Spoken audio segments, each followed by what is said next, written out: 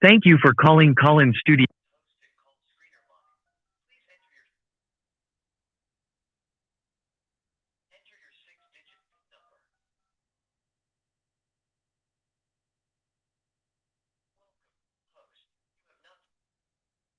Collins Studio and cannot yet receive calls on Mark Rogers' Voice of College Football.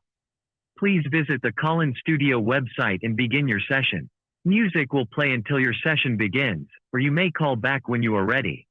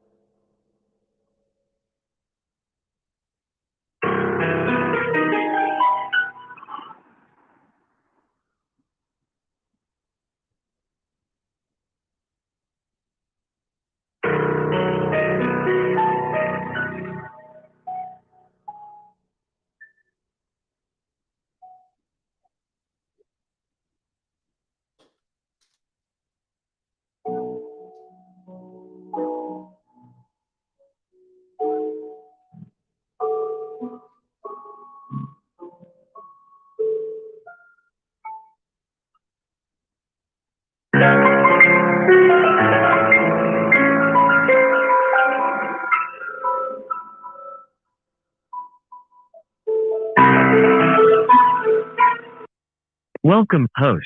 You are now in the host room and can manage your callers from the Collins Studio web interface.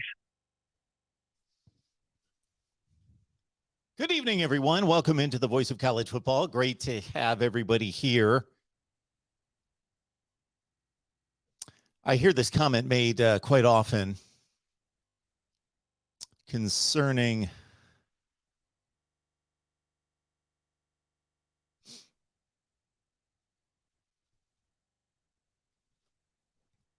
college football fan bases. I hear this quite often concerning college football fan bases. This fan base is crazy. This fan base is delusional. Delusional is a good one. That always comes up. This fan base is delusional. This fan base is crazy. This fan base is ignorant. This one's stupid. It's never complimentary. And I get it. I get it. Usually it's a rival individual or fan base calling that fan base delusional. So I get it. I get it. I hope you understand that you're being delusional in saying that. You're not being reasonable in saying that and calling out the entire fan base. Okay.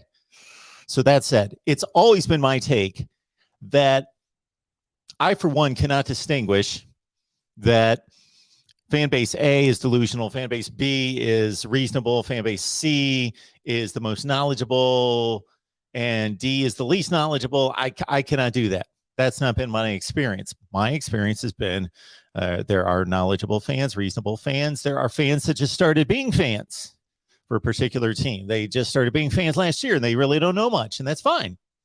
They're fans. They're fans, and they just started being fans, so they don't understand football or the history or whatever. And so there are all sorts of different types of fans. Okay, so Clemson fan out there, reasonable Clemson fan, understand this is not an attack or this is not a commentary against you. This is simply a commentary against, for some reason, I've run into more delusional and unreasonable and non-thinking Clemson fans than other fan bases this week. For some reason, it's just been the Clemson fans this week, in particular on Twitter. So I thought the first comment that was made, so this was on a tweet earlier this week, and I hope I can find it. This might be difficult for me to find because I get buried in notifications of people that include me on tweets and so forth. So I may not be able to find this.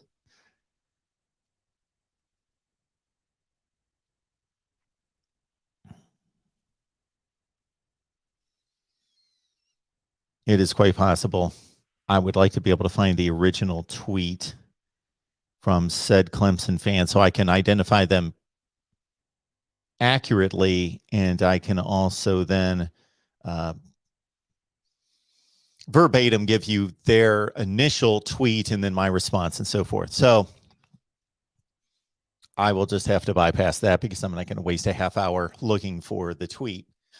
So the first Clemson fan that came out, and so this individual, they included, I believe, I didn't look through it to find, but they tweeted something out, and they included a bunch of Clemson individuals, whomever those people were, or sites. And then they included me, which I'm not identified with Clemson, but if from what I could tell, they were identifying a bunch of Clemson people. And I don't want to try to guess who, but just different Clemson websites, and they included me. And basically their point initially was that Clemson is disrespected. And they posted 2 pictures of Dabo Swinney holding up national championships from 2016 and 18. And that will show them we are never given a chance by anyone. Nobody gives us a chance. We'll prove them wrong. We always do, kind of thing. So I'm thinking, okay, this is ridiculous. But if you're going to respond to everything ridiculous on social media, then it's going to be more than a full-time job. You would have to hire a staff, even in sports, let alone all the ridiculousness that is really important out there involving important issues. So I generally just steer clear. But for one thing, I'm included on the tweet. And number 2, it was perpetuated from there. Like there were responses, even more ignorant responses to back up and support that claim. Okay. So I saw this go back and forth a few times, and more people, yeah, we'll get them. We're always underrated. Nobody ever gives us a chance. We're Clemson. We'll show them. Okay. All right. All I ask for in these situations is some proof. That's all I ask for. You guys, if you have been watching me for any period of time, you know that you can bring any discussion topic, any debate, any argument, any point that you want to make to say, hey, this is what's happening, or this is who's underrated or undervalued, or they're the best or they're the worst, or whatever you want to do. And you know what my response is going to be if I don't agree, if I don't believe that the evidence is there, where I say, well, I'm seeing the same thing. Absolutely. Let's talk about it. I'll say, I'll not just let you off the hook. I'm going to say, prove it. What are you talking about? So for this individual, again, they included me on the tweet. Number 2, it just continued. So I said, okay, you're underrated and you got to prove everybody wrong. I don't know what you're talking about. So let's start with this. Clemson has been ranked in the preseason top 5 in the country 7 consecutive seasons. Is that being underrated? Is that being underrated? Yes, you have finished in the top 5 in the country all of those consecutive seasons up until this season. So were you truly underrated this year? You started out in the top 5 and you're nowhere near a top 5 team. So is that being underrated? Okay. In the other seasons, it seems as though you were rated generally right where you should have been because you were a top 5 team. You won a couple national championships. You got to another national championship game or 2 and lost, playoffs, etc. And you started the season number 1, number 3, number 4, whatever, always top 5. So that doesn't sound like you're being underrated. If anything, it sounds like you're being rated correctly. So I received a bunch of, you're an idiot, whatever. And so then the next point that this individual made was along the same lines that ESPN, I'm talking about ESPN, always underrates Clemson. And again, I just want some evidence. Maybe you're right. Maybe I'm missing something. I just want some evidence. I enjoy the debate. I enjoy the discussion. And I would like to know what proof you have. That's all I'm asking for. So I said, okay, what are you talking about? Well, everybody knows that. So then you get the emotional response that has absolutely no backing, no support to it. Just, well, if you pay attention, if you know college football like you think you do, then you know what I'm talking about. No, I don't know what you're talking about. What I do know, if you're going to bring ESPN into it, I know that David Pollack, Kirk Herbstreit, those guys predict their playoff teams before the season. I don't keep track of that. But I know from just watching that I can just about guarantee that every season since Clemson has emerged, 2014, 2015, that they have predicted Clemson to be in the playoff. Okay. All those guys have been predicting Clemson to be in the playoff just about every year. Not maybe every year, but almost every year. And they have been. So again, I'm asking, where is the being underrated? What are you talking about? Okay. So then the next thing he brought up had to do with the Vegas point spreads. And I said, well, I thought we were talking about national media coverage. Okay, Vegas point spreads, that's different. But okay. Again, what do you mean? I'm not saying you're wrong. I just want some evidence. How is Vegas underrating Clemson? So he proceeds to pick and choose various playoff games and championship games during the playoff era in which Clemson was underrated. Just because Vegas misses on a game doesn't mean they're underrating somebody overall. They did for that particular game. That doesn't mean they've got a vendetta against Clemson because they picked them as a 6-point underdog against Alabama in the 2018 national championship game, and they were wrong, just like most of us were. So this individual was picking and choosing the games in which they wanted to point out that Clemson was underrated. I then pointed out, I grabbed all of the Clemson playoff games since 2015, all of the Clemson playoff games. And what the Clemson playoff games versus the Vegas line showed, more so than anything, that actually Clemson was overrated more times than they were underrated.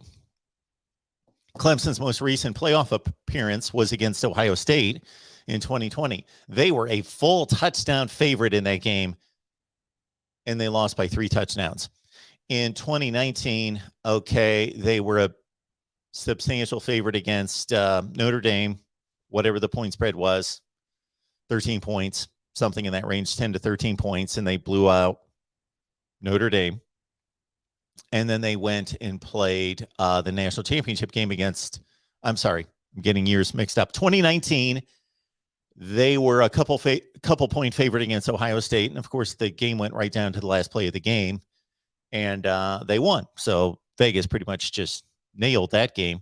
And then they went and played the national championship game against LSU, and they were a 4.5-point dog, and they lost by 17. Okay, again, Vegas overrated Clemson. 2018, they blew out Notre Dame. They were supposed to. Vegas didn't have it at 27 points, but who's going to have Clemson a 27-point favorite against Notre Dame? They were a 12 or 13-point favorite. They won by 27, okay? Then they go to the championship game in 2018. Yes, 6-point underdog against Alabama, and they beat them by 28. Great. 2017, they're a 6-point dog to Alabama. They lose by 18. And the championship runs in 2015 when they got there against Bama and lost. And then in 2016, when they completed the deal, again, just nothing consistent with being consistently underrated, overrated. Okay, so I found that amusing. And then it was a Clemson individual that I should be able to find this. I should be able to find this. Uh-oh.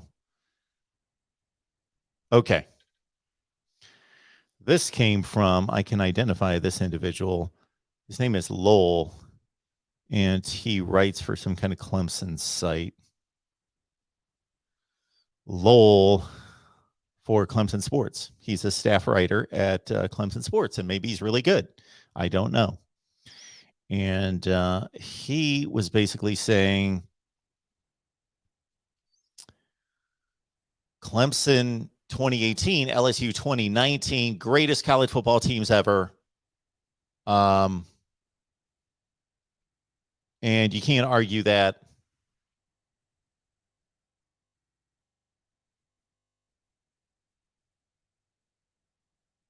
I lost track of it. Too many tweets, folks. Anyway, I lost track of that. Oh, here we go. Basically, and I did not claim that LSU was better. I did not trash Clemson. That 2018 Clemson team was a phenomenal team. Phenomenal.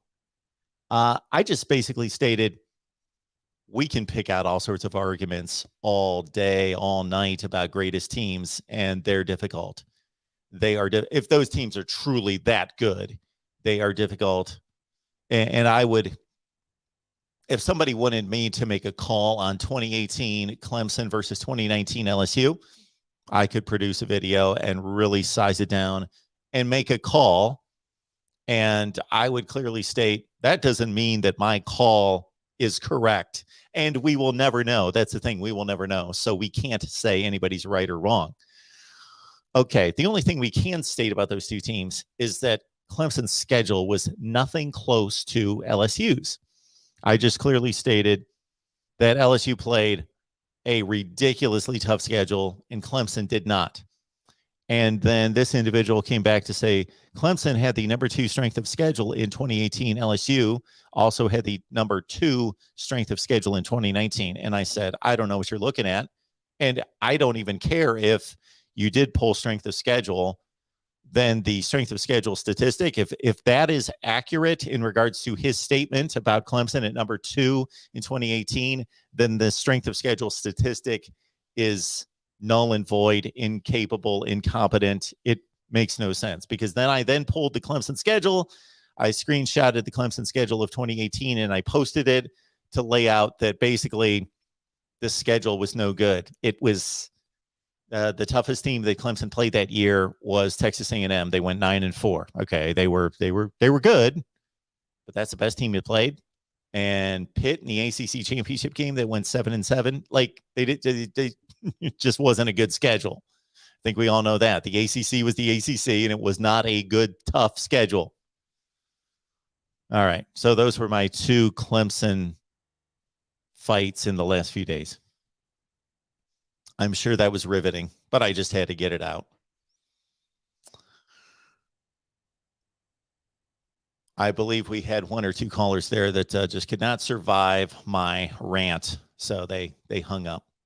But we will take calls at 860-499-3332. First and foremost, though, before I pull the ticker at the bottom of the screen and post the number, 860-499-3332, I will point you to the bottom of the screen where you get your bowl picks from me. And the bowl picks have seemed to be disastrous thus far with all these upsets and all these group of 5 games that I say this all the time. I love the group of 5 and I watch the games on Thursday and Friday when I can. But of course, the viewership is driven by the Power 5 by far. It's a 99-1 proposition. So I've got to cover the Power 5. Therefore, my group of 5 knowledge just isn't what it should be. And so I'm guessing I'm guessing those group of 5 bowl games. So I'm 4-5 against the spread right now. I looked at it after this Tulsa game against Old Dominion and thought, hey, if I can survive at 500 before we get these Power 5 games underway, hey, that's usually when I kick it into gear on the bowl games. We got so much more to talk about, but we'll start with some phone calls here at the Voice of College Football. Want to remind you to get business credit. Get business credit. Let's take care of business before we do anything and take a call. If you're starting a business, if you've already started a business, if you have the dream and the goal and the desire to start a business, but you need credit, I got the guy for you, Josh Van Horn, over at Get Business Credit right here on YouTube.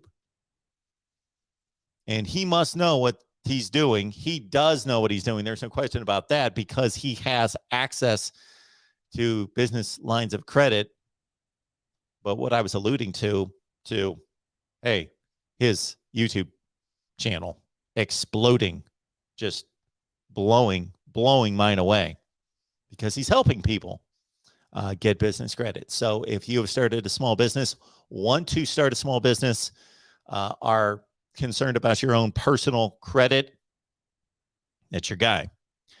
Josh Van Horn right here on YouTube. Get Business Credit. Welcome into the Voice of College Football. Who's on the line? Hey, Mark. It's the real MVP. How you doing? If I had a wager to make, this would have been much easier than trying to pick these group of 5 bowl games. If every night I could wager, okay, first call, you're going to take your first call, Mark. Who is it? It's a real MVP. If I could make that prediction, I'd be a rich man. What's going on tonight? Well, I kind of want to expand on the Clemson talk that you just were talking about. Okay. Is it fair to say that people should be alarmed that the Clemson dynasty might be over? And I'm talking national championships, Final Fours, and all that stuff, not bowl games. Yeah. Not Cheez-It bowl game material. So you're asking me whether the Clemson dynasty has come to an end? Is it possible this is the start? I'm not saying it's over because sure, it's people possible. Who say that's right. Well, how likely is it? Okay, how likely? I believe that for Clemson to continue what they've done in the last 7 seasons, whatever the number is, going back to 2015, is almost impossible, and they will not continue that pace of losing 1 game a year and going to playoffs every year. And of course, they won't go to the playoff every year. They didn't go this year. Ohio State didn't go this year. So, of course, they're not going to keep up the 100% playoff pace. But even anywhere close to that, no. I believe that they have not shown me that they are going to fall hard, fall anywhere close to Florida State hard, but they can't keep up that pace. I just don't believe it. I work in probabilities, and they're not going to continue to own the ACC and go to the playoff almost every year. That was actually going to be my next question is, what is the probability next year that Clemson wins the ACC? Because this is the first time since, I believe, 2013 or 2014, Clemson hasn't won the ACC. 14. And so I mean, it's a lot of teams, man, in the ACC. I mean, Miami's got Mario Cristobal. Florida State, even though they lost the number 1 player in the recruiting class to Jackson State, they have the number 11 class if you count transfers and all. So they're on the rise again. So I feel like the ACC's caught up to Clemson. I don't believe that the ACC is caught up to Clemson, but I think that the ACC is catching up to Clemson. Maybe their pursuit is going to stop at this point. So most of us expected North Carolina to be better. So this 22 season is going to be pivotal for North Carolina. Is North Carolina settling into being Virginia? Are they settling into being Virginia Tech, Virginia, Pitt, whomever, fill in the blank? And I know Pitt won the ACC, bad example. NC State, whomever you want them to be, that's just going to go to bowl games. Louisville. Are they settling into that, or has this Mac Brown resurgence, I'm taking over, I'm building a top program, going to continue? This year was just a bad season. So North Carolina is the wild card in this, in my opinion, for 22. Miami's a huge, enormous wild card long term because they have a lot of positive momentum. They have a lot of positive just evidence and tangibles in getting a quality football coach to run the program, who's a proven recruiter. And Florida State's got the potential. Florida State's got the potential, but I don't believe that they're in Miami's class right now. Right. But I mean, listen, I got to give Mike Norvell and that coaching credit, Steve, for what they did. I know they're not in a bowl game or anything, but starting off 0-4 and finishing the season, and only 5-7 is impressive because they could have very easily folded. What else happened there? I think. Yeah, go ahead. I was going to say, I think this offseason for Florida State's going to be very crucial because them losing the best player in the entire country has to be a gut punch to Florida State, and how they respond to it, I think, will be pivotal for that program for years to come. Yes. I believe that they recovered rather well for this recruiting class because that came at the outset of National Signing Day. The class didn't fall apart. They actually went out and gained a few other, they lost another player or two that were somewhat crucial, but they also retained and went out and got a few flips, and they maintained, as you mentioned, with the number 11 class in the country, and I believe number 2 in the ACC, I guess. Number 2 in the ACC. Yes, number 2. So they took the gut punch and they held it together. And that's different than Clemson or Ohio State taking a gut punch, because then they've got this entire class and they've got the mojo of all these winning seasons, and it's just a gut punch that, okay, one kid flipped on you, big deal, but Florida State's trying to get off the deck, and this was their guy. This was so traumatic that I even kind of felt it. And I don't care about Florida State. I don't care if they win or lose. It makes no difference to me. I have nothing. I'm not rooting for them or rooting against them. And I even felt that when I saw that news come in. I thought, wow, that's because this is not only the number 1 player in the class or number 2, regardless or depending on your service. This is a guy that they've had that's been locked in for 2 years and close to 2 years. And he's actively recruited for Florida State. Yeah, he actively recruited. We talk about it almost every week on our Florida State show. You could go to his 247 Sports profile where it has visits and it has all sorts of things listed. He basically was spending his free time on Florida State's campus, going to events and spring practice and just attending everything. And like you say, actively recruiting, saying, hey, I'm going to Florida State. Let's do something big here, and actively recruiting. But at the last second, he disses them and goes Jackson State. And unless I'm missing something, and I would expect somebody's going to call me out and not like my take on this, based on how I saw it, I think he could have handled it better. The end result's the same thing. He made a spectacle of it. He made a spectacle of it. This is supposed to be a university that he supported and said all these amazing things about and recruited other players to, and then he kind of makes a joke out of them. Okay, well, I try to pull back and say, okay, I'm 50, he's 18.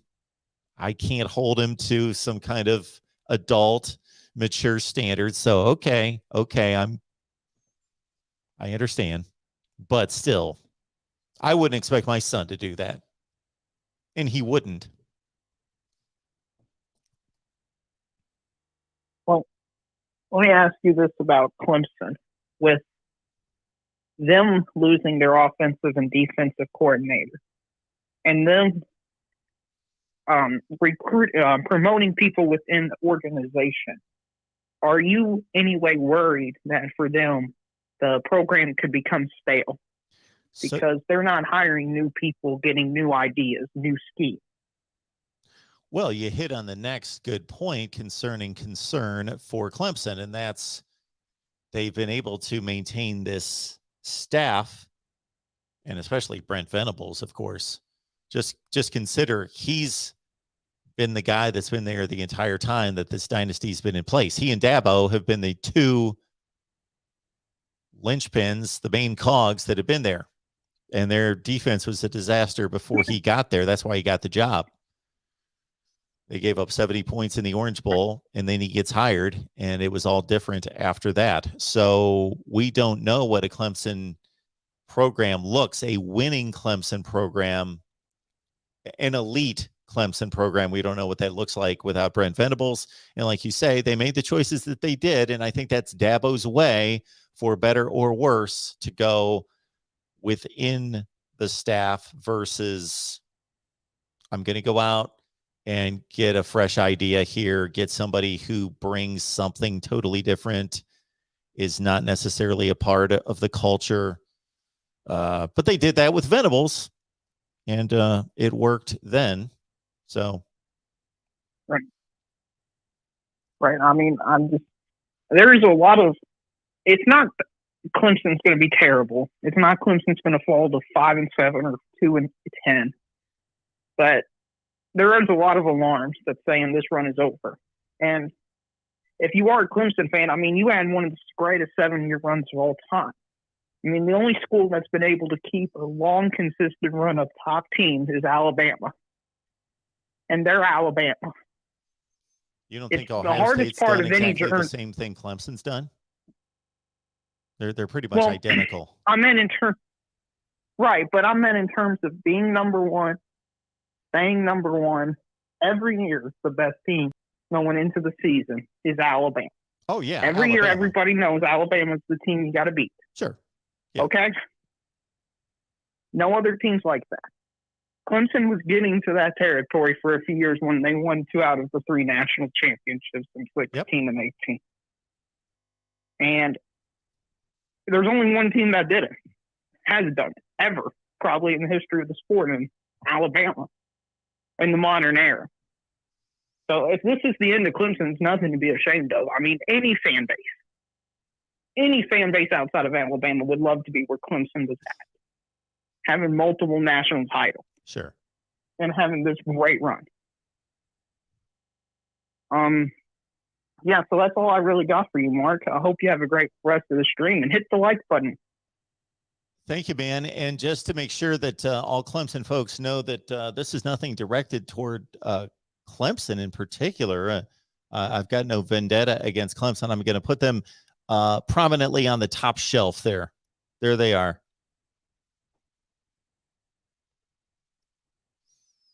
Thanks to Real MVP. Appreciate it, man. Have a good night. So, yes, as we have it here, it's an all ACC top shelf. Just happened that way. So, Miami, North Carolina, Clemson. Florida State. Florida State up there. There you go. We are honoring the ACC tonight. Florida State, Clemson, Miami, North Carolina are only ACC helmets, I believe. Yes, on the top shelf. Kyle Pickett.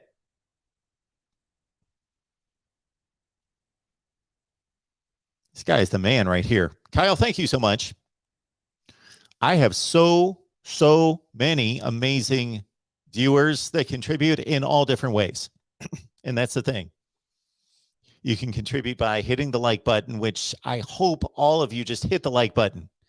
Even if you don't like or agree with what I have to say, if you enjoy the content, you enjoy the conversation in the live chat with everybody else, or you just say, well, at least this guy's covering college football all the time, and I disagree with him most of the time, but he's here every day covering college football, and it's good content. and I disagree with a lot of it, but he's here. Hit the like button. Please hit the like button. And there's all sorts of different ways you can contribute. You can grab the link to different videos that you like or think that could start a good debate or whatever. Grab the videos and put them out there on social media, Facebook, Twitter, and fill in the blank. And then also you can contribute here on the Super Chat, or also bypass Super Chat on YouTube. Go to Venmo, PayPal, or Cash App. Search Mark Rogers TV. Venmo, PayPal, or Cash App. Mark Rogers TV. Kyle, thank you so much for that. So Kyle says, as I do, even though I was accused the other day of not reading a particular person's Super Chat, which is ridiculous, because if you guys, I wish I could only express how much I appreciate that somebody is willing to give a Super Chat, whether it's $1 or whatever it is. You'll have no idea. So just understand, that's the only way I can phrase it. I appreciate your Super Chats beyond what you know. So I hate it. It kills me. Sometimes I'll get off the air and I'll notice that there was a Super Chat that came in and I didn't see it for whatever reason. And if you could see what I see, then maybe you'd understand. A lot of the shows happen just like tonight. I rambled for 10 minutes. I took a call, and I'm like 1,000 comments behind. The Super Chats typically light up, but sometimes I can't get to them to post them, and therefore I miss them. But never, I would never intentionally miss a Super Chat. I read them all. So if I made a mistake or honestly missed one, of course I have. So I was accused the other day of intentionally dissing somebody's Super Chat. Seriously?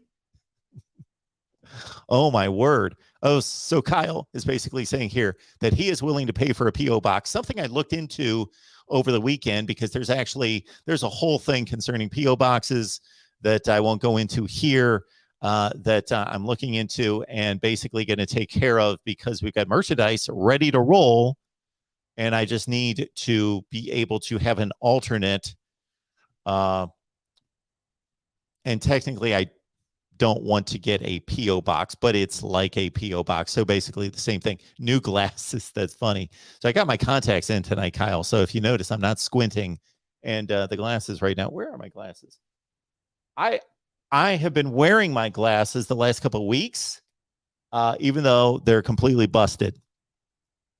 And you guys don't need to take care of my medical insurance. That's funny. You'll do that in a roundabout way if you just support the channel. Do that. But after the first of the year, I will be in the market for vision and dental that I've not taken care of for ever since I left the 4-letter place. I've not taken care of my dental or vision, so it's gotten to a point of needing to deal with that. Like and smash the like button. Thank you so much for that, Kyle. Appreciate that so much. And there's one other one, because I don't want to miss these Super Chats. Appreciate the other one coming in. Then we will take our next call. And always keep in mind that if you have the indicator for the Super Chats didn't even show me this one. I just stumbled upon this one. Thank you so much for the super sticker coming in from JMatt 217 super sticker. JMatt, that is a fine looking profile picture you have there. And thank you so much for the super sticker. I don't believe we've heard from you before. So JMatt, I'm very appreciative that you enjoy the content. Thank you for that. And then we've got our guy Spencer with the super chat contribution. Appreciate that so much. What college do you think Coach Primetime is coaching next? Not Florida State. Well, I don't know. That is a great question.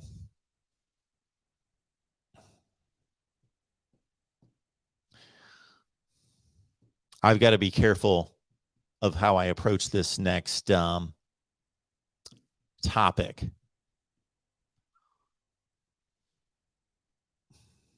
I would like to believe that the support, whether that be from Deion Sanders and Travis Hunter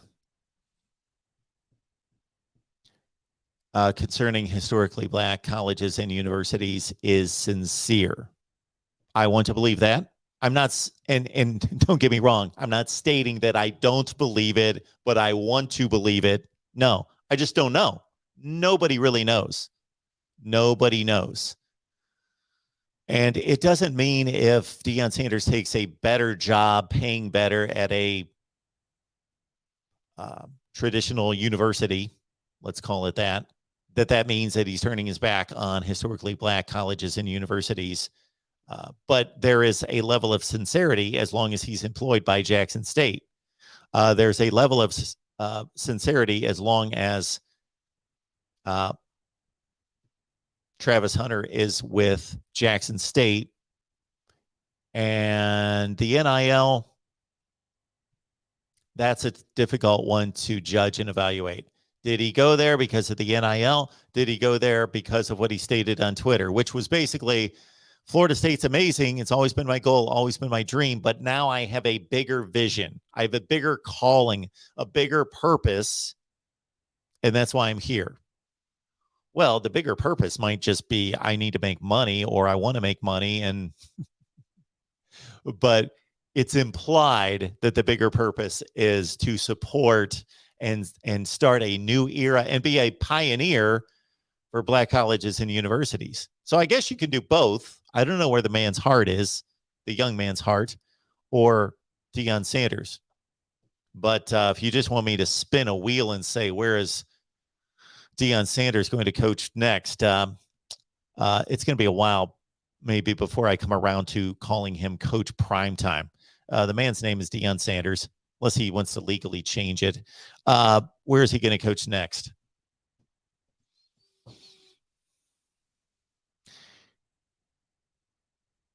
I don't want to say it's a forward-thinking university or football program that's going to hire him. It's one that's looking for a splash. And not that he can't coach. He's successful at this point. I have not watched them play to be able to have an evaluation on his coaching ability, his game day coaching ability. That's just a complete guess. But the obvious one would be to go back to Florida State. But I have heard that a lot of those bridges have been burned. So that probably would not be the place for one Deion Sanders. Super chat coming in from Uncle Rio. Rico, thank you so much. Appreciate that. Vampire. It's funny that you say that about being a vampire because I was having ironically, a late conversation last night with someone, with a friend, late conversation. And this individual works in the school systems in another part of the country. And they were having a conference with an individual who stated that their parents were vampires. So anyway, vampires sleep during the day, don't they? So no, I am not a vampire. I only have half vampire blood in me.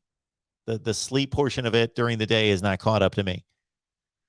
Uncle Rico, thank you so much for that. I just figure that on Monday night, you guys are watching football. We'll do these basically after the NFL games. And for those of you who consider NFL football to be valuable and something that you enjoy, early Christmas present, courtesy COVID. 2 NFL games on Monday, 2 on Tuesday. Tuesday NFL this week. So there's only one day missing without the NFL. No Wednesday games, then Thursday on into the weekend, New Year's Eve, New Year's Day, whatever it is, Christmas Eve and day. But thank you so much for that. Now let's get to our next phone call. Appreciate everybody on the line. All right, welcome into the Voice of College Football. Who's on the line? Hey, Mark, this is JMat217. I just got you a little bit of appreciation Thank you for that. I appreciate that. Great to hear from you. Absolutely, man. Absolutely. I mean, we spoke probably about 2 or 3 weeks ago. We were talking about some chaos theories that I was talking about. Real quick, obviously, I got a new podcast that I'm doing myself. It's called Scarlet and Rage, and I have a couple sponsors. One of them is called Tide Pride, which is I got a friend of mine. He's Alabama Crimson Tide podcaster, and then I also got Tiger Rage, and it's another guy who's heavily on Clemson as well. So both of us actually we kind of are trying to help each other, of course, really just kind of grow what we're doing as well. So but just wanted to say that appreciate the show and really love what you're doing, man. So you're doing a great job. Tuning in, I was with you from the start. There was something that I was talking with my Tiger Pride guy, and he actually told me something because talking about the subject, obviously with Clemson in the ACC, and he told me really the turning point was really the 2019 Fiesta Bowl with Ohio State. And he really said that, he doesn't really pick on referees, but he said that was the moment to where he really wished that Clemson actually lost that game because they didn't deserve to win that game against Ohio State. Because that really just kind of was a turning point in the coaching career of Dabo, and then also of his staff, as well as Trevor Lawrence and the entire team. And he said, we really are starting to rebuild ourselves now, but it would have been better if we just lost that game to be able to rebuild ourselves after that loss. And so kind of my question to you is, do you think that, with the referees that were involved in that game, which was actually SEC referees, which one of them is known as Ken Wrongway Williamson because he's famously known on national television for not being able to call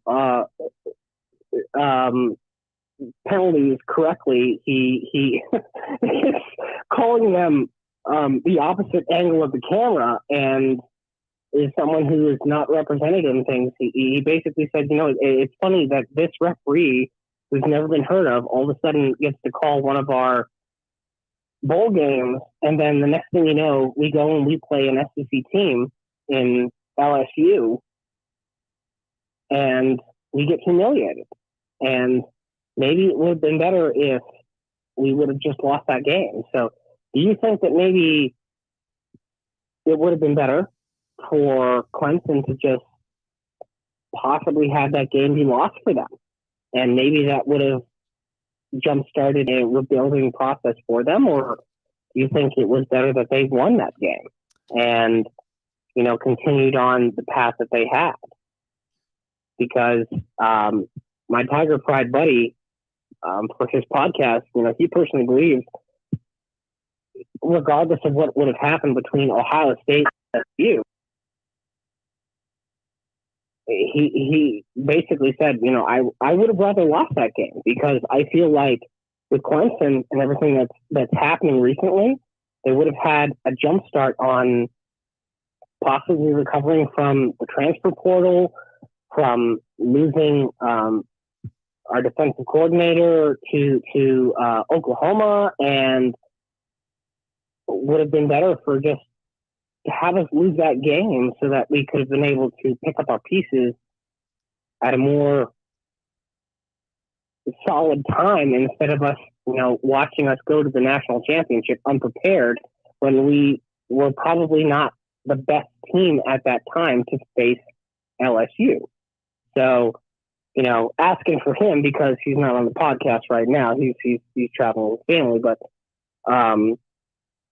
what do you think, Mark? I mean, do you think that maybe you think it would have been better that maybe LSU should have faced Ohio State and seen what could have happened to that matchup versus, having Clemson win that in 3 to 4 questionable calls that decided that game for Clemson. Then Clemson went and lost by 17 in the national championship game versus a quarterback that Ohio State basically taught and would have known his entire playbook.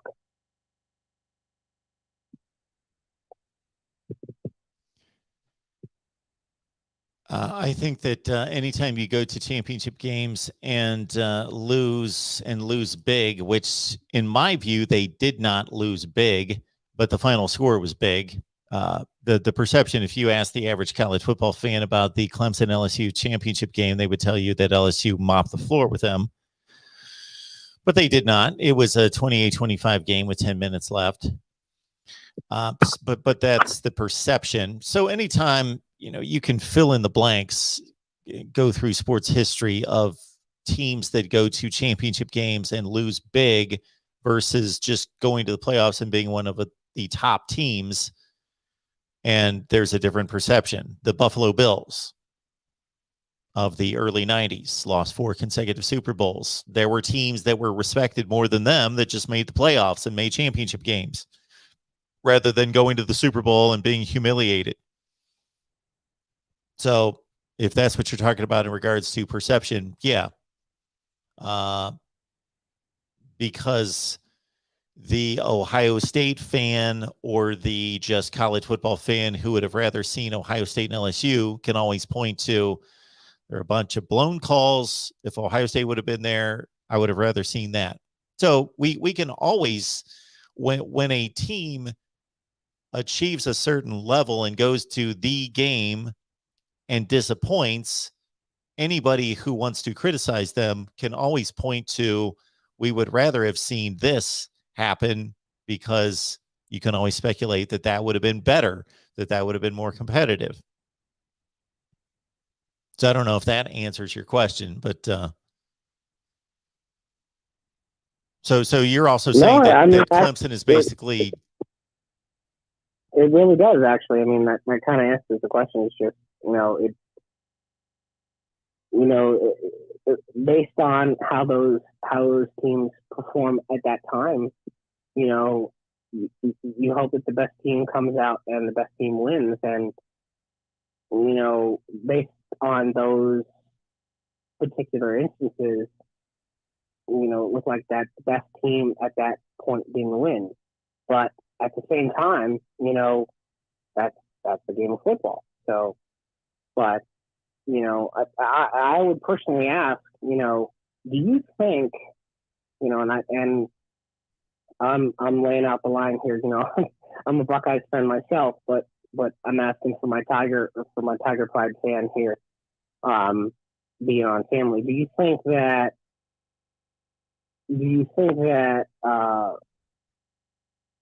Clemson is in a heavy rebuild right now? Do you think that they're gearing up for a heavy rebuild, or do you think that maybe this might be a blip in a radar, and maybe if not next year, the next year after that, we're saying 2023, that we're looking at seeing Clemson possibly be ruler of the ACC and back in the college football playoff?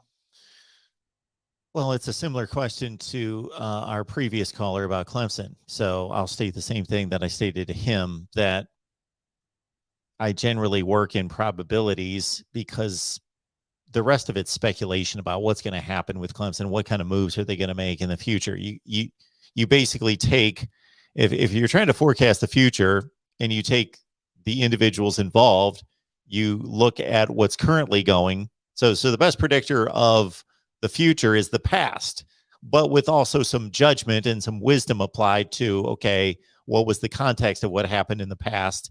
And is that continuing to repeat itself?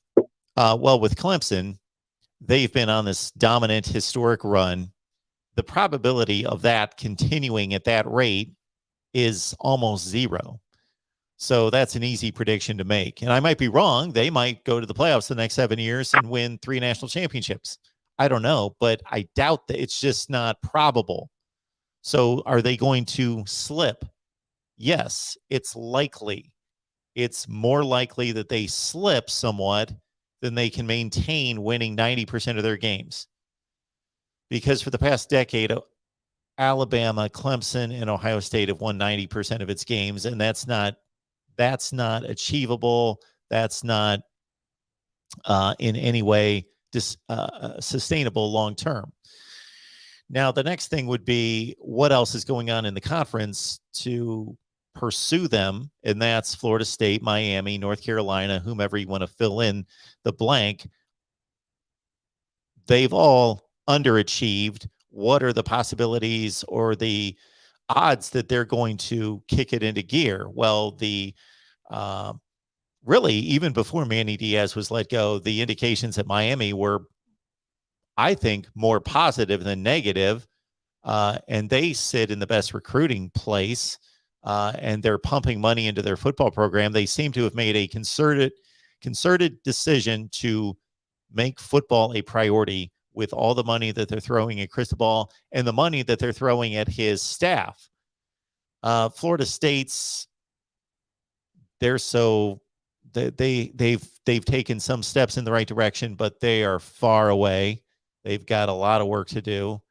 But it's a conference where, as we saw this year with Wake Forest and Pitt, all Clemson has to do is slip just a little bit, and they're a bigger target and more susceptible to just a glut of teams in that conference that can take their typical 7-5 and just have a really good quarterback, a really good couple of recruiting classes, an easier schedule, all things worked out for them this year. And then they become the Pitt of that year, and they go 11-2, and they win the ACC. So if you take all those factors in consideration, and the same thing that I said about North Carolina a few minutes ago, so I'm not going to repeat that it's going to be hard for anybody to maintain dominance over an entire conference continually. It doesn't happen. Doesn't happen anywhere. Right, absolutely. I mean, everything changes from year to year, so things can definitely change for conferences. So, but I personally believe that there's an opportunity for Clemson to continue to be competitive, but if all the balls are played the correct way for even North Carolina and Florida State, I think that they might have opportunities to challenge and win the conference. So that's that's something that I think it's probably something that we need to watch and see what happens with those three teams, because you never know. But yeah. So as a side note, I think I remember that I had mentioned earlier, about 2 or 3 weeks earlier, about Ohio State running Chris Ash as the defensive coordinator, and they hired Jim Knowles at Ohio State. I think that's a home run hire, and I personally think that that's something that a lot of football programs need to look at and see what happens, because that brashness that was done by Ryan Day is something that I think some of the coaches in college football need to embrace, is that you don't need to sit there and overhaul the entire program. Just you need to go out and you need to find somebody who's going to fit your program as a football coach and as a program, and somebody who's going to complement that. So speaking of Clemson, I think they need to go out and they need to get somebody like somebody who's aggressive, like Jim Knowles. And again, that's where I sit there and say, maybe Clemson should possibly have an opportunity for Chris Ash, because he's aggressive. He's an aggressive defensive coordinator. So, but in the meantime, I won't take too much of your time. Thank you again, man, for having me on the show. And You do a great job, man. Merry Christmas, happy holidays, and great into the new year for everything you do. Merry Christmas to you. I appreciate you calling, and good luck to everything that you're doing as well. Appreciate that. All right. Next up here at the Voice of College Football. Let me see if I'm missing anything in the chat. Love Tony. Tony's got some great comments in the live chat. Mark getting emotional. I was getting emotional. Fran Stokes. Mark, I'm sorry, but this is silly. You need to chill. Fran, understand, most of this is silly. So let's understand that most of this is silly. Welcome into the Voice of College Football. Who's on the line? To the man that gives college football his voice, the great Mark Rogers. Hi, and how are you, sir? David, I'm doing well. How are you? Excellent. Now, better than now that I'm talking to you, Mark. Always a pleasure. I wanted to touch base on a couple things if I can. I do want to touch base on the Clemson situation now that you've brought it up. I have some thoughts on that, but if I can, I would like to touch base on the Urban Meyer situation real briefly. I didn't get a chance to talk to you about that, if you don't mind. Sure. I saw that you hosted that show after he had gotten let go, and I did want to offer a couple of comments. I was always one of those that was kind of 50-50 on, after he left Ohio State on whether he would coach again. I was probably leaning a little bit more that he would coach again, but I always thought it was at the college level. I would say this. When he took the NFL job, I had to say, and Colin Coward kind of echoed a little bit of this, but I actually agreed with him even before he'd mentioned it, which is that I was kind of optimistic that he could succeed from a few different standpoints. Number one, he has the two strongest attributes that only one other coach has, and that's Nick Saban, when it comes to the two biggest things a college coach must do, which is A, recruit at an extremely high level, and then B, build really good coaching staffs.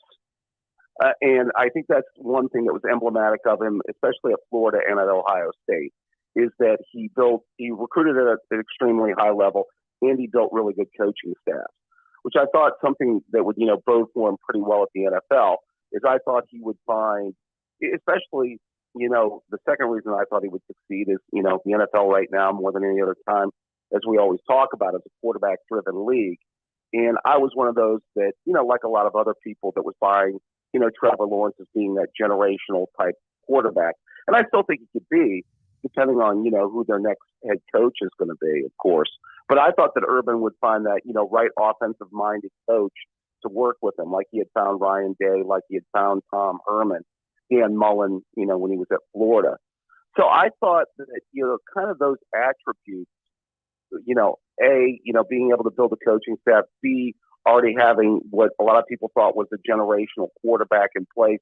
And then I think the third thing is I think that the ownership there was going to give him time to succeed. But, Mark, first of all, do you agree with me? Kind of like those are the things that could have helped him to succeed or should have helped him to succeed going in? Did you see those as kind of a net positive?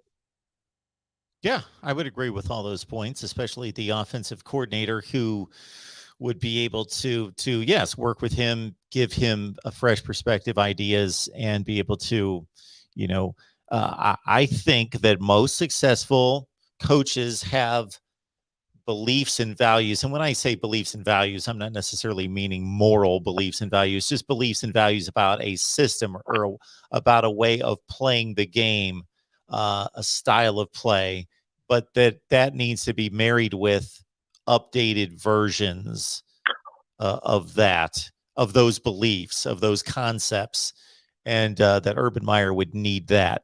Absolutely. Yeah, I would say this. I would think that, the thing about it being is that, he had those opportunities. And even with all that, I think in his corner, his chances as the things that he could have going for him going into that situation, the likelihood of him still succeeding, transitioning from a college coach to a pro coach, I still thought, it was still somewhat of a long shot. I mean, because, you think of, maybe Jimmy Johnson, Pete Carroll. And even Pete Carroll was a guy that was a pro coach before, he was at USC and then became a pro coach again, at Seattle. So, I think that was a little bit of a different situation, certainly than an Urban or in even Jimmy Johnson, who, both were coaches that went directly from college to the NFL.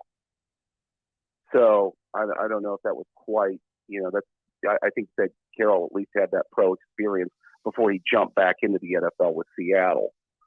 I will say this about Urban going forward. I want to hear your opinion on it, just kind of in summarizing. I mean, I think that, first of all, as an Ohio State fan, I was hoping when we had him, I thought that he would stay a little bit longer, although I'm very happy with the coach he left us with in Ryan Day. Even though we lost that last game, obviously his track record has been excellent his first few years, so I can't have any complaints there. And then obviously what Urban did, when he was here, the success, the run that he had. The only thing I could ever hold against Urban is I still feel that 2015 team could have been really, really special. And I just think that there was some coaching, some coaching and, just that the team was a little lackadaisical, and it's unfortunate because I think that team could have really been great. But, and I know we've talked about that before, but I just think for him going forward, I see him maybe going back to the Fox situation, possibly, Mark, and then also, I don't know if you see that him being in, with them maybe next year, or there's maybe talks there. And then also, do you see him coaching college again? What your thoughts are on both those things? Well, there's certainly a greater probability that he's going to coach in college rather than coach in the NFL. I think that's done. Yeah, that's done. What I meant. Yeah, nobody's gonna hire him to coach an NFL team. Although I did point out on Twitter, and I hope people understood the tongue in cheek, that if Jacksonville was looking for success, they won 6% of their games the previous season in going 1-15, and Urban Meyer won 15% of his games. So if they were looking for improvement, he was on an upward trajectory. But anyway, so yeah, he's not going back to the NFL because he's not going to be a coordinator. That's not in his. He is so far removed from possibly being a coordinator that he would bring nothing to the table there. He's a head coach, and of course, the NFL was a disaster. So he's a college guy, and that's why I presented the live stream in the wake of his firing the way I did. I presented the failures, the face plants, the buffoonery, everything you want to pile up on him since he left Ohio State and since he took this NFL job versus what his track record is in college, which is one of the greatest track records in history. And so do you hire this individual? I think that he's got to be a bit separated from the buffoonery, number one. And this next college season is going to give him that, because where's he going to go this next season? He's not. I just don't see a way in which he's going to get back into college football in 2022. So it's going to be another year removed. So people are forgiving to a certain extent, or at least there is a level of, the names Hugh Freeze and Bobby Petrino. I've heard those brought up, and you can bring up others in regards to damaging an image, a reputation, doing stupid things. But could you say Sark and Kiffin as well, Mark? Sark, put those guys into that category. Yeah, to different levels. Yeah. Everybody has their own morality barometer on what's worse than what.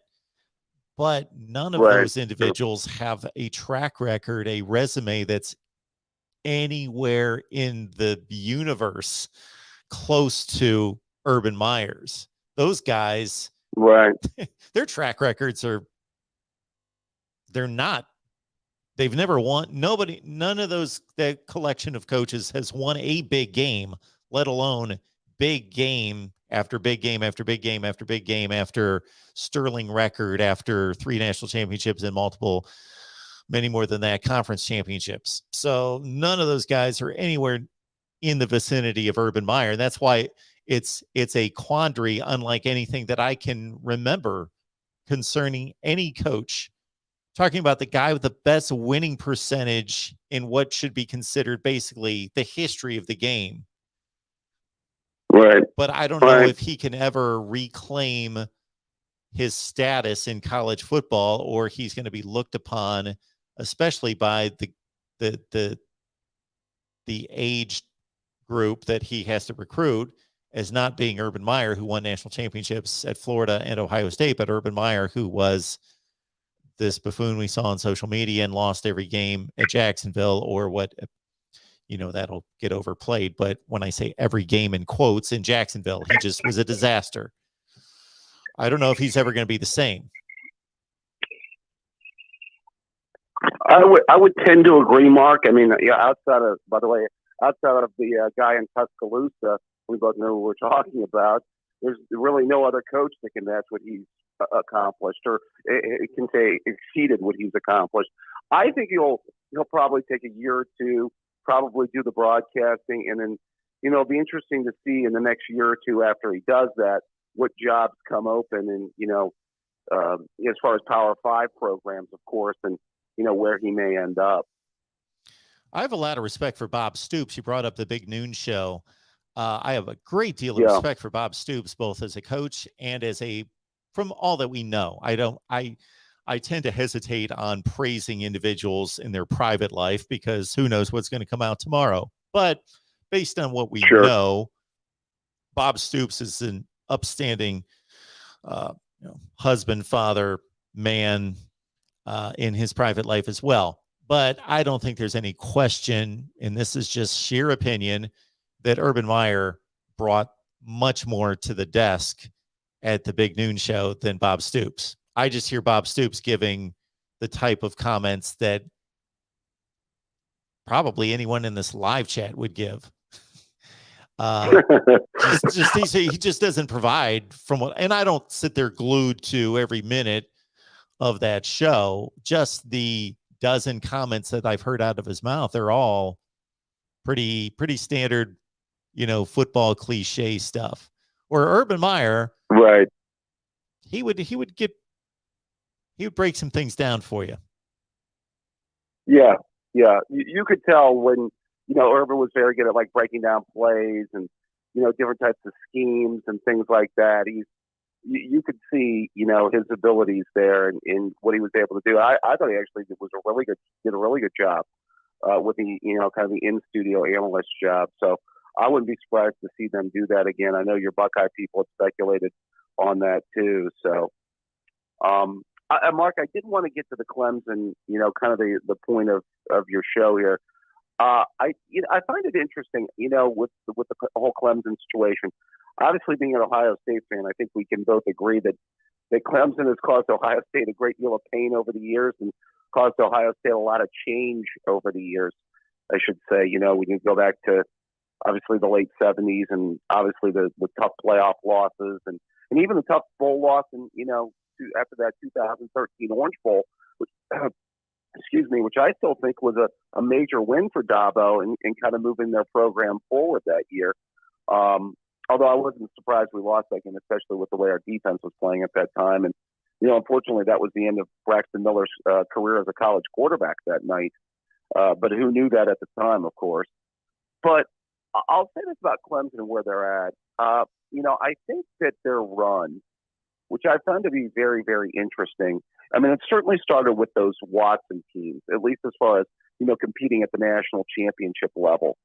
And I think we both agreed that, particularly in 15 and 16, those Watson teams that played Alabama for the national title, I don't want to say that those teams were like one-man bands. I mean, in the sense to where they were quite like 2010 Auburn, where they were just, that 2010 Auburn team was completely, I always thought, carried to a great degree by Cam Newton. But I think we've said this before, if you were to compare Alabama's roster at the time, the Clemson roster, there was a pretty big gap in talent between the two rosters, wouldn't you say, in 2015 and 16, Mark? Yes.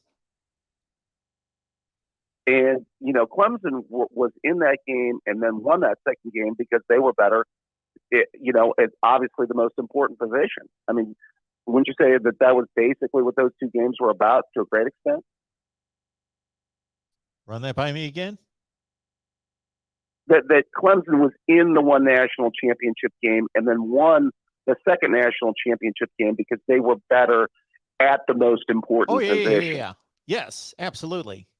And it leads me Okay. to think that this would be controversial to do, and I don't want to elevate one position over the others, but in the recruiting rankings, maybe there should be something given to that because it is the most important position on the field. I would argue that the most important positional unit might be the offensive line since it's 5 guys, but it's not even close. The quarterback is the most important position, and therefore you can have a aggregate 8th or 12th rated recruiting class with a generational talent at quarterback and compete with the best or second best roster in the country that doesn't have that, as we witnessed in those 2 games. Right. Well, that's why there for that period of time, the teams that were really beating Alabama that made up the talent gap were the teams that just had the better quarterback. You know what I mean? It was a Johnny Manziel or a Cam Newton or, a Deshaun Watson or, as I said, I mean, Nick Saban there's very few times that Nick Saban has been on the field where he said, that roster is as good as mine or better than mine. I think that's a fair statement, right, Mark? Oh, sure. Mm-hmm. I mean, we could probably count maybe on 2 hands and still have some fingers left, starting from, let's say, 2009 to the present, on how many times Saban's been on a field where he can say, that roster across the field for me is as talented, if not more talented than mine. Is that a fair statement? I would say that the last time that Nick Saban, there are since Nick Saban won his first national championship in 2009, of course, he was building in 2007, 2008, and then into 2009. I will say that there are 2 occasions, 3, definitely 2 occasions, probably 3 in which Nick Saban had to take on a formidable roster to the degree of his. One would be in the semifinal game against Ohio State at the Sugar Bowl in 2014. Right. One would be against the Joe Burrow LSU team in 2019. And then the other would be probably in the championship game in 2018 against Clemson. I think that particular Clemson team was their pinnacle. But even if we I agree. If we would grind the recruiting rankings down to a T, you're probably still right in that Alabama was better. But that Clemson team was just, the defensive line play was just, generational. And so I would say that those teams, but certainly the LSU and Ohio State teams from top to bottom on the roster. Agreed, Mark. I would throw in one other team before I get into that 2018 Clemson team, by the way, maybe 2011 LSU, who they split with and then got the rematch. And that would be maybe the only other roster I would maybe, because that team was loaded with NFL players and ran a gauntlet of a schedule that year, by the way. But I would say that you're absolutely right. Clemson peaked in 2018 largely because of a few reasons. First of all, they caught the perfect kind of triumvirate of quarterback, really good skill players, and then they had the best defensive line in the country that year. Because remember, all those guys didn't go to the NFL; they came back to try and win that national championship that year. So that's why I think they really peaked that year, which was obviously I think the pinnacle, and I think a far more talented team than their 15 and 16 teams. Wouldn't you say, Mark? Absolutely. Overall, top to bottom, yeah. I would, and that's why the other reason I thought we were going to beat them in 2019 is I didn't think that they were quite as good defensively as they were in 18 when we played them in the semis, and still should have won that game. And we've talked about how if a number of different calls, go the opposite way, I think we win that game. I still don't know that I doubt we beat LSU in the championship game, although I still think we could have given them a much better game than Clemson would have, especially, although I don't know how healthy Dobbins and Fields would have been going into that game, but, that would have been interesting. So, but yeah, that's why I think they kind of peaked. Because if you look at it, Clemson was not necessarily always recruiting at, let's say, an Ohio State, Alabama, Georgia type level. If you look at even the last 6 or 7 years, wouldn't you say, Mark? I don't know if you've looked at what their average class is, but I don't think it's close to quite top 3. Sure. I thought that was the point of this entire discussion. Well, yeah, I mean, I know they've ramped it up, obviously, since their 15 and 16 teams. They've had a couple of top 5 classes in there, I believe, if I'm not mistaken, right? Yeah. Let's say in the last 5 or 6 years. Yep. Okay. Well, and I think that the other thing, too, Mark, that has to be said is the biggest reason, like we just talked about, they've caught 2 generational quarterbacks in Watson and Lawrence. And I think that we have to say, I mean, bottom line, where do you rank the ACC over the last 6 or 7 years when it comes to Power 5 conferences, Mark? It's been more up and down than any other conference. So I'll start out by saying that, because I do believe that the ACC in 2016 was arguably the best conference.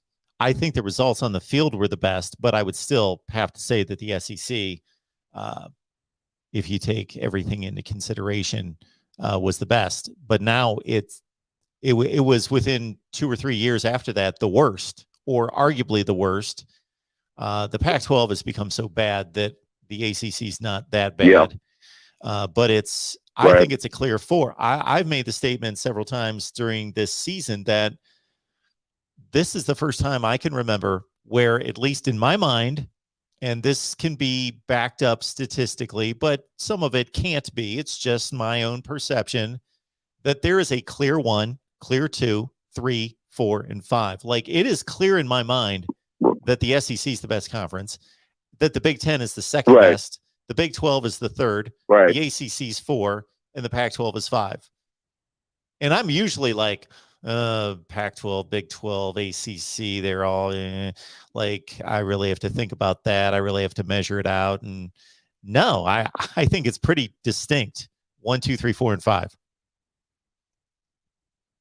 Well, see, that was the other thing that I was going with, Mark. I mean, I thought just because, that they've still been recruiting at a high enough level, particularly with the conference that they're in, with it being the 4th, sometimes even the 5th best conference in college football, that Clemson should still be able to compete at a high level. Now, I think North Carolina is going in a positive direction with Mac Brown.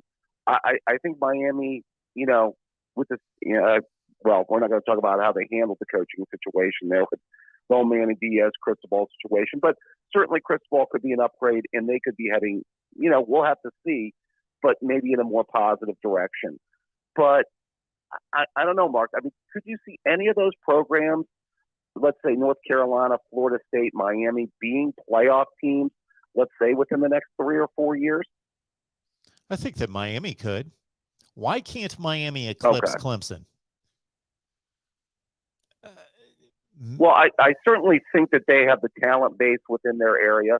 I do think Cristobal can be a really good coach. I think there's the possibility of that there. But I think obviously for a lot of people, it's been such a long period of time before Miami's, really accomplished much that I think there's a lot of, doubt there, and doubt there for good reason, wouldn't you say? Oh, doubt. I can't measure their doubt. I think there should be doubt from the rest of us because, it's been such a long time. But they have certain advantages over Clemson, and you pointed to the most obvious one, and that's recruiting base. Mario Cristobal, I really don't know what to think of him as whether he has it in him to be an elite coach. He's not right now. He's not proven to be one. Maybe he is. He just is now going to show us that he is one. What happened to that team? Excuse me. What happened to that team twice against Utah? You don't see happening to top caliber teams in the span of 3 to 4 weeks. To basically get trucked twice by not a great team. They weren't playing Alabama.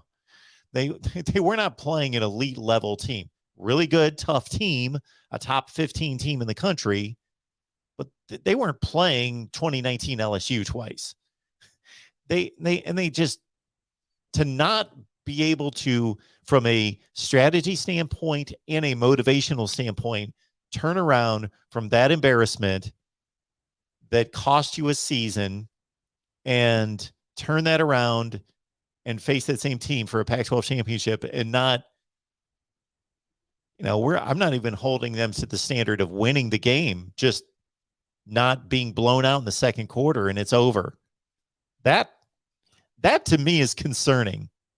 I don't think that, I'm not stating he's never going to make it at Miami. It's just somewhat concerning.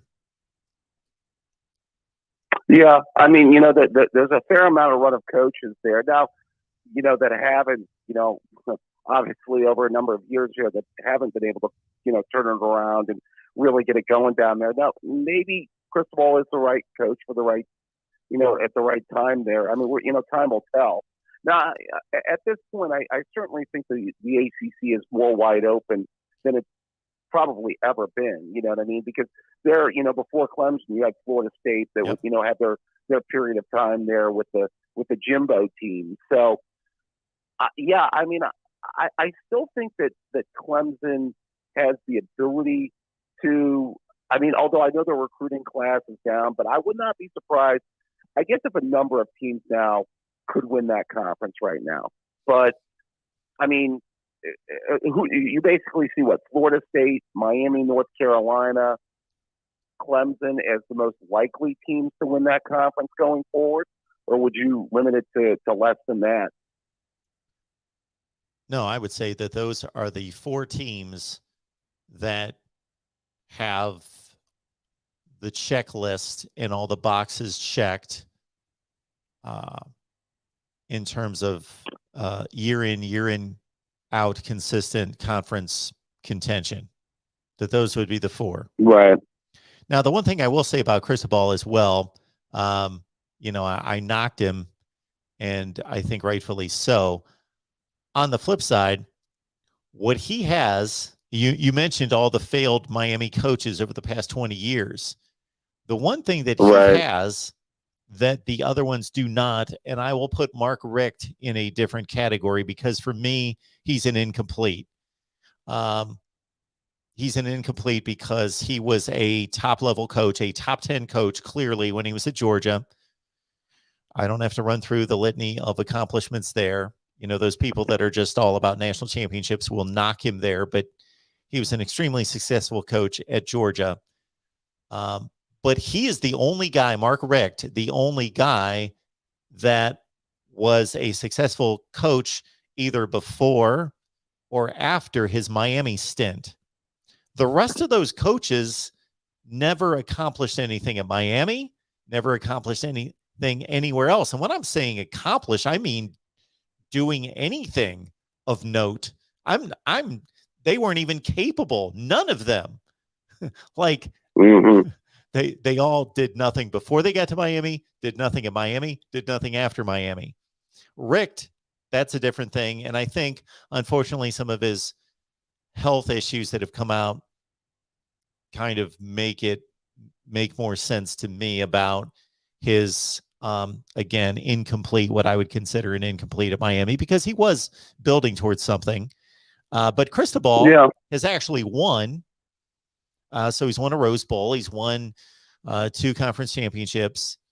So he's done some things at Oregon. And when you look across the country, David, how many coaches have really accomplished more than he has? Not more than 10 at the most. Right. Well, I mean, correct me if I'm wrong. Miami was trying to get him 2 years ago, if I wasn't mistaken, right? Yeah. So, yeah, I mean, I would tend to agree with you. I think those 4 programs are the most likely programs to win the conference going forward. I still think Florida State could be in that mix. North Carolina. I do think it's a little bit more wide open. The last interesting thing for Dabo going forward is it will be interesting to see how he replenishes this coaching staff, because he had that Tony Elliott and Brent Venables both running his offense and running his defense for a while, if I'm not mistaken, right, Mark? Yes. So, that's the other big thing, like we talked about. The major coaches not only get the recruiting aspect right, they get the staff right. So he's had that continuity. It'll be interesting to see if he can get that continuity going again. So, well, as always, a pleasure to talk college football with you, Mark. Thanks, David. Have a good night. Appreciate the call. Take care now. Bye-bye. All right. Next up here at the Voice of College Football, who's on the line? What's up, Mark? It's DeAndre. How you doing, man? There he is. DeAndre, what's going on? Chill. I've been trying to call, but, they get long in line. So, I'll be like, well, I'll get up with them later. Could I call? I called about the Alabama-Georgia game a couple weeks ago. Because I think I told you I took Alabama on the money line. Yep. So that was really good. You're a smart man. Yeah, I couldn't understand why everybody was down on Alabama. Not Nick Saban saw what was going on with that team, and this at that time I can't remember what I was about to tell you, but I knew that Alabama was going to win that game because to me Georgia didn't play anybody with a dynamic passing game, so that's that was part of the problem. That's why I thought Alabama was going to win the game. But what are y'all talking about, Clemson? I didn't catch the beginning. Okay. I'm looking in the live chat, and this is understandable. So this is not anyone to blame. This is me to blame. I think people are misinterpreting what my point is in bringing up Clemson fans. So this is what we're talking about, DeAndre. I'm not trying. I was just trying to go to a very kind of fun thing that happened to me a couple times this week on Twitter with Clemson fans making stupid comments. And basically it was just kind of I was just starting the show off with kind of like a story and how I got into arguments with Clemson fans on social media. I didn't mean it to be some big commentary on Clemson fans, because I clearly stated at the beginning that I am not one of these people that thinks that this particular fan base is stupid and this particular fan base is delusional and this fan base is knowledgeable and this one. Like, I don't say that about any fan base. I think there are reasonable fans, delusional fans, stupid fans, ignorant fans, knowledgeable fans, all those things in every fan base. So I've never been one to like target a fan base and say they're a bad fan base. I never done that. And so I clearly stated that, but I just said by some coincidence this week, I've had a few Clemson fans start dumb arguments, and I just wanted to take everybody through what these arguments were and what my response was. And I just saw it as kind of a fun conversation, little anecdote. I didn't mean to make it some big narrative about Clemson fans. So basically what happened was there was the first one would be that one of them basically stated that tweeted something out that Clemson's always underrated and nobody ever gives Clemson a chance, and they're always underrated. Nobody ever gives them a chance, and they always prove everybody wrong. And they put up 2 pictures of Dabo hoisting the championship trophy in 16 and 18. And so I didn't, and I wouldn't have trolled and like responded, but this person included me on the tweet. Like, I don't even know who this person is, but they put a bunch of Clemson people on, I think.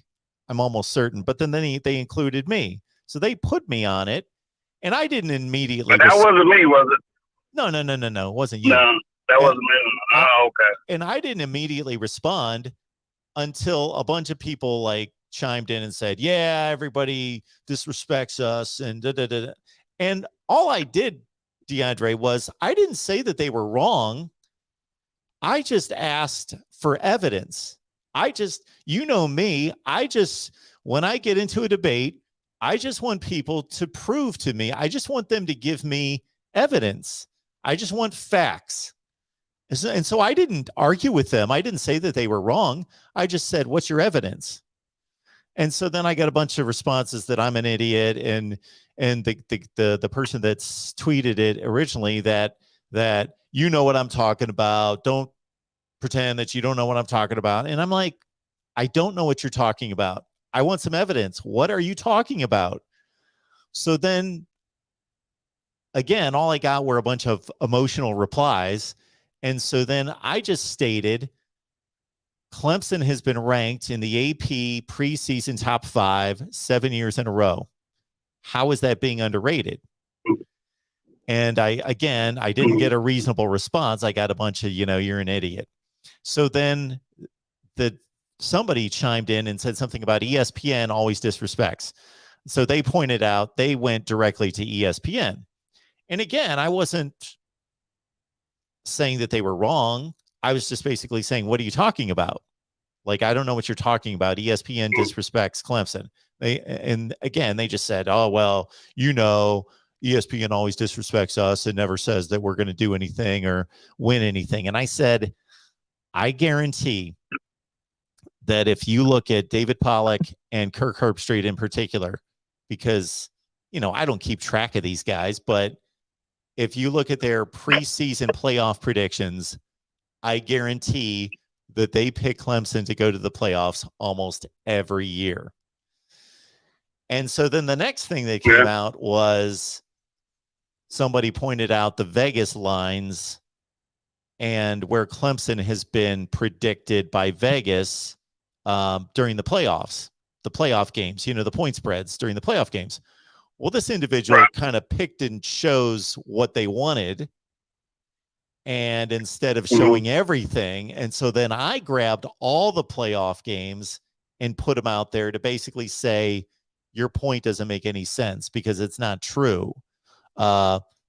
You can go both ways. You can find places where during the playoff era where Clemson was overrated and places where they were underrated.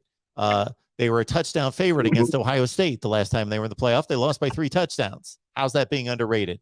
But then there were times, obviously, they were close to a touchdown underdog against Bama in 2018, and they beat them by 4 touchdowns. So I saw both. So I'm like, Vegas just hit these right, and they missed on these, but they don't have a consistent pattern of underrating Clemson.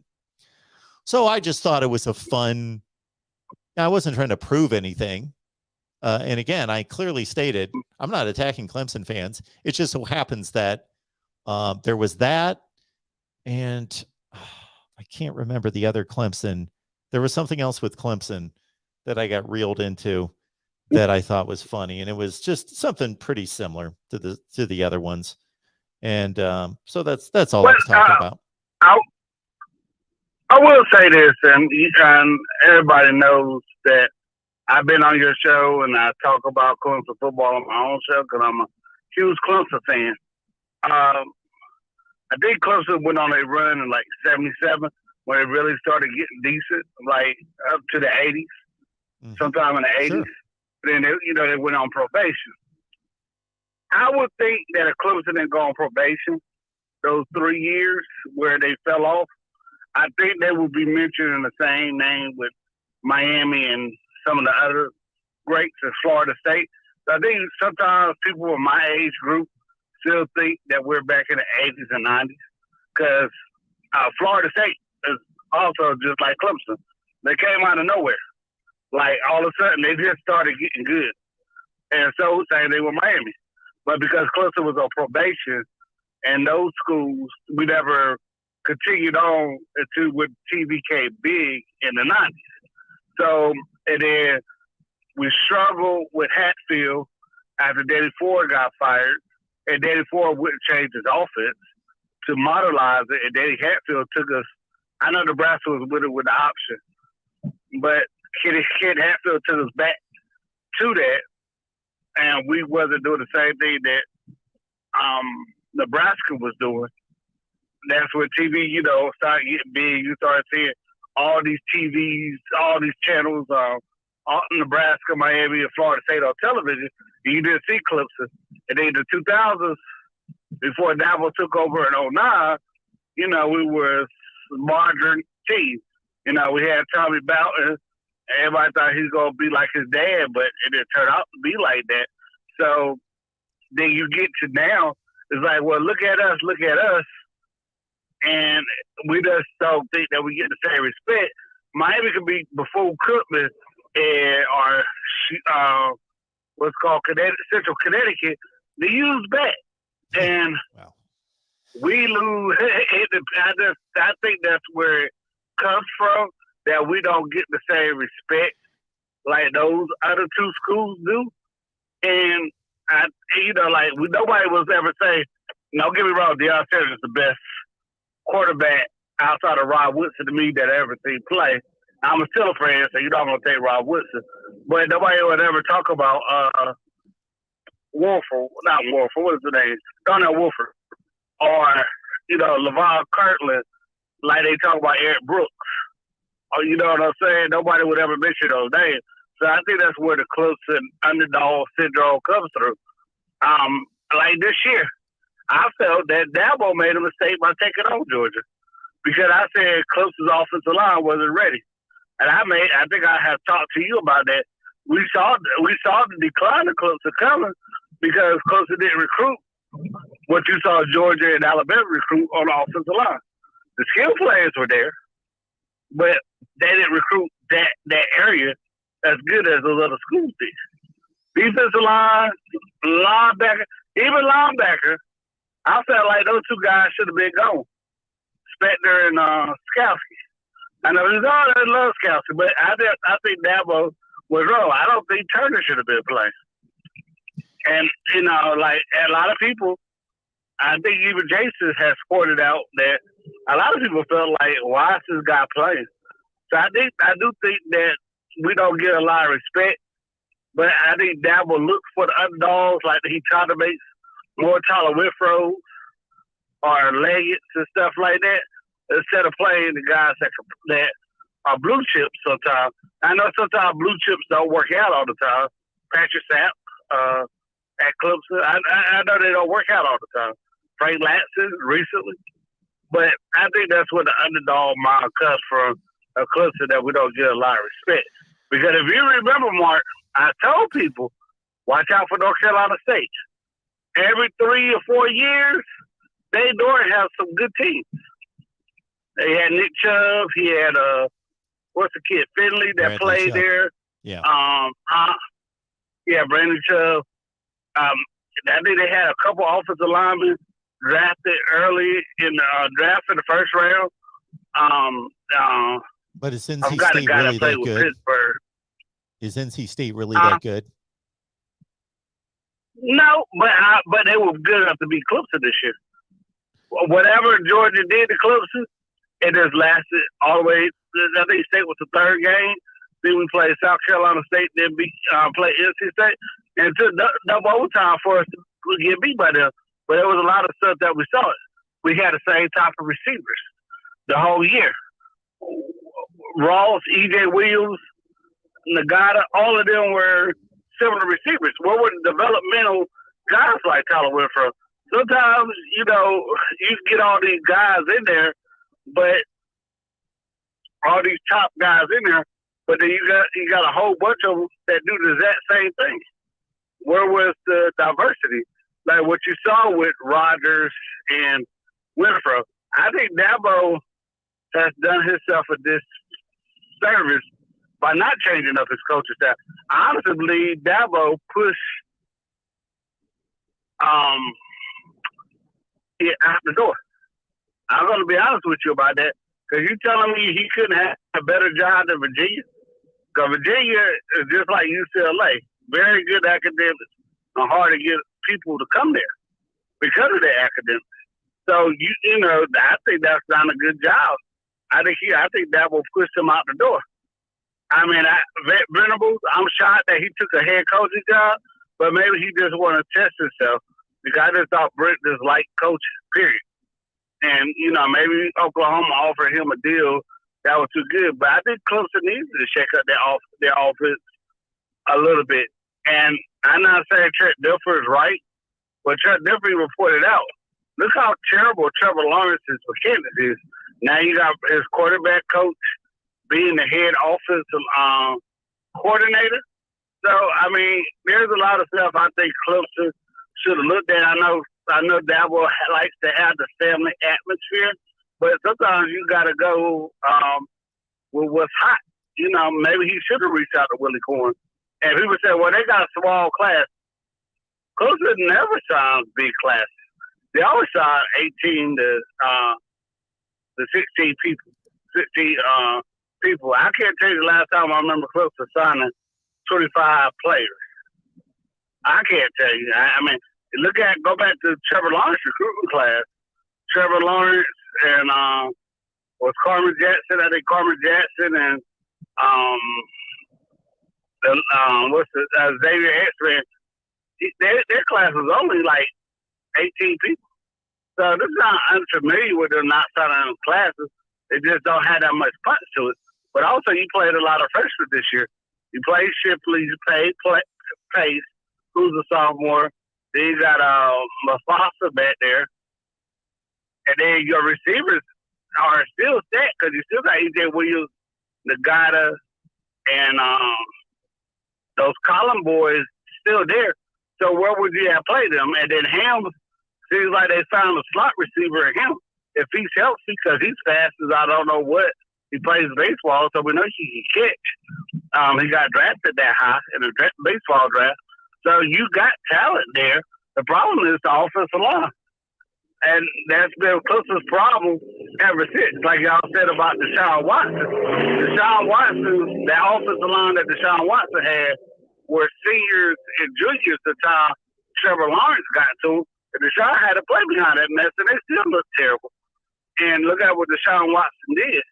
So I just think Clemson will always play that underdog factor. Because Clemson technically shouldn't happen because of where it's located.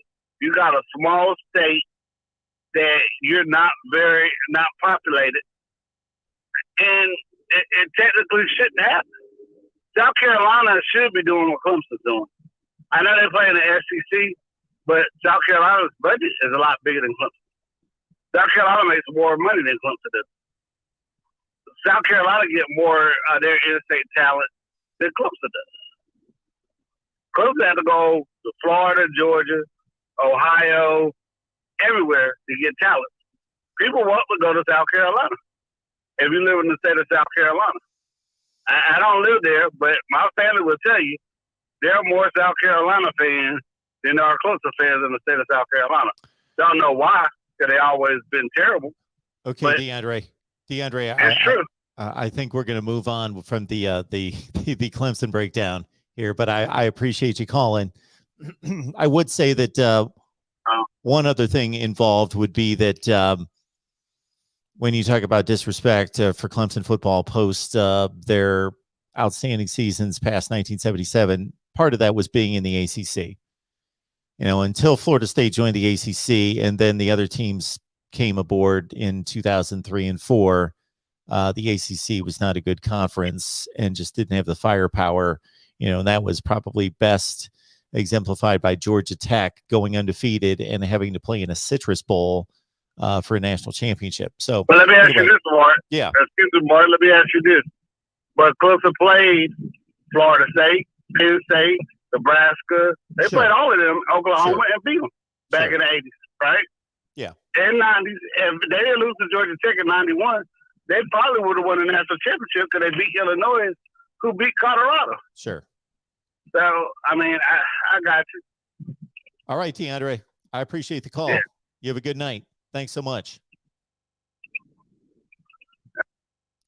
Anytime we've got somebody that is very passionate, and DeAndre, I could have sat there on that phone call for longer, but I can tell that it gets a little stale in the live chat just in regards to the responses and so forth. So we want to be able to keep it moving a little bit more than that.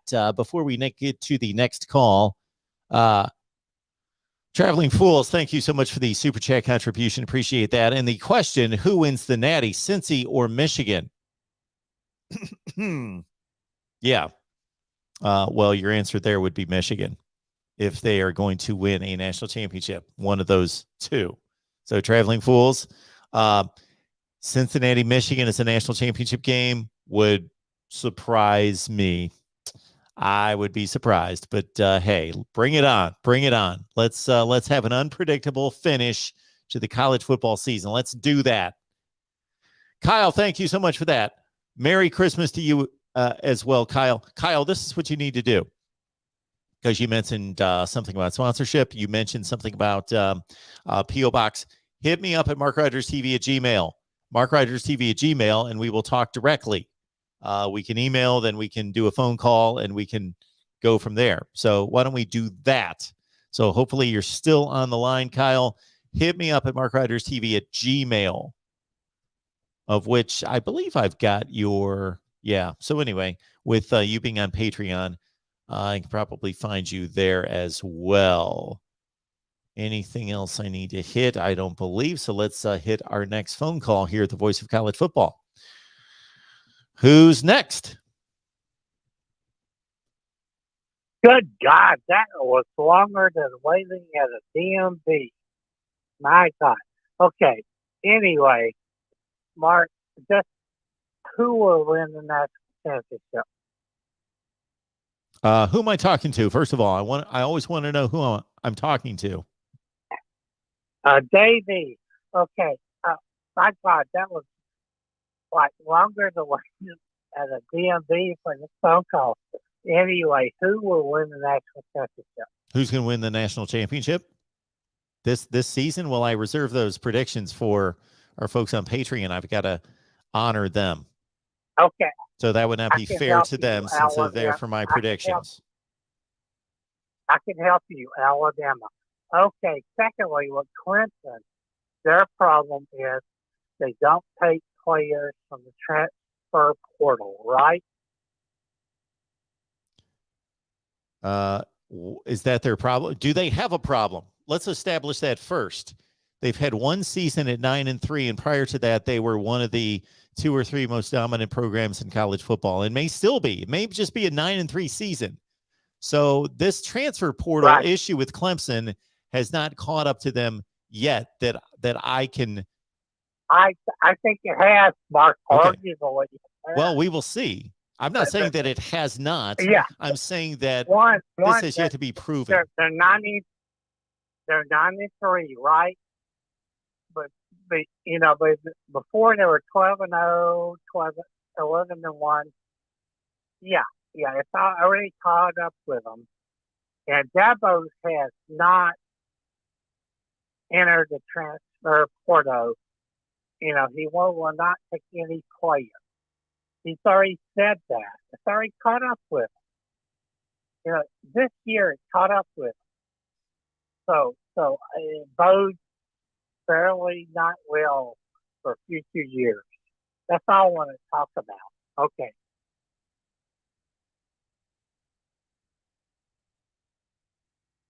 Okay, so that's your point? You're done? That Clemson needs to get in the transfer portal. Well, I would agree. I would agree that most likely Clemson cannot maintain their status in college football without being in the transfer portal. And I got to think that even though Dabo Swinney has been dead set against it, he will change his ways, because this is just the way it's played now. Yeah, but he hasn't, Mark. He hasn't. And you know what? Well, like Alabama, without Williamson from Ohio State, Alabama would not even be in the top 4. They got him in the portal. Alabama, without Williamson, would not be in the top 4. Okay? He's a great receiver. If he wouldn't have been in the portal, Alabama would not be in the top 4. All right. Well, I appreciate the call. I got to get to something in the live chat that's pretty urgent here, but I appreciate that. I don't think have we hit our points here? No, Mark, you're just ignoring the vital point that Williamson with Alabama was in Ohio State. He went from Alabama. Yes. Without that, Alabama would not be in the top 4. And your point was Clemson fans, not takes on Clemson fans because they're not in the top getting in the portal, they're not getting the best players. That's all I want to say. Sure. And I think that's reasonable to think that. I'm just stating that it has yet to be proven. And I'm anticipating that Clemson is going to be in the transfer portal. Mark, I'm just saying, without Jamison Williamson, Alabama would not be in the top 4. You don't think they would be? We don't know that. I know they would be. You know it. Mark. How do you know it and nobody else knows it? Yes, you can have that opinion. That's Mark, okay with having that opinion. But when has Alabama not been a top 4 team in the country? When was the last time Alabama was not one of the 4 best teams in the country? I will tell you, 2007. You take Williamson out. I understand what you're saying. I am not saying that you're wrong. I take it against Auburn. I'm not saying that you're wrong. Auburn. I am saying that you cannot prove that because Alabama, regardless of no, you can't prove it. You can't prove it. Don't say that you can prove it. You cannot prove it. Yes, I can. No, you can't. Listen to me, Mark. Yes, I can, Mark. Listen. Without Williamson, Auburn almost beat Alabama. Okay, they didn't. For overtime, without Williamson, Auburn almost beat them. With Williamson, you cannot say what Alabama would have done without Jamison Williams. You don't know because you can't live in an alternate universe. I'm bringing you into reality. You can have opinions. You can have opinions, but you cannot tell me what would have happened if a particular player wasn't on the field. You can't say that. You don't know. You're wrong, Mark. You're wrong. I'm not wrong. Georgia was ahead. How can I be wrong when I'm saying I don't know? How can somebody be wrong when they say they don't know? Those aren't facts.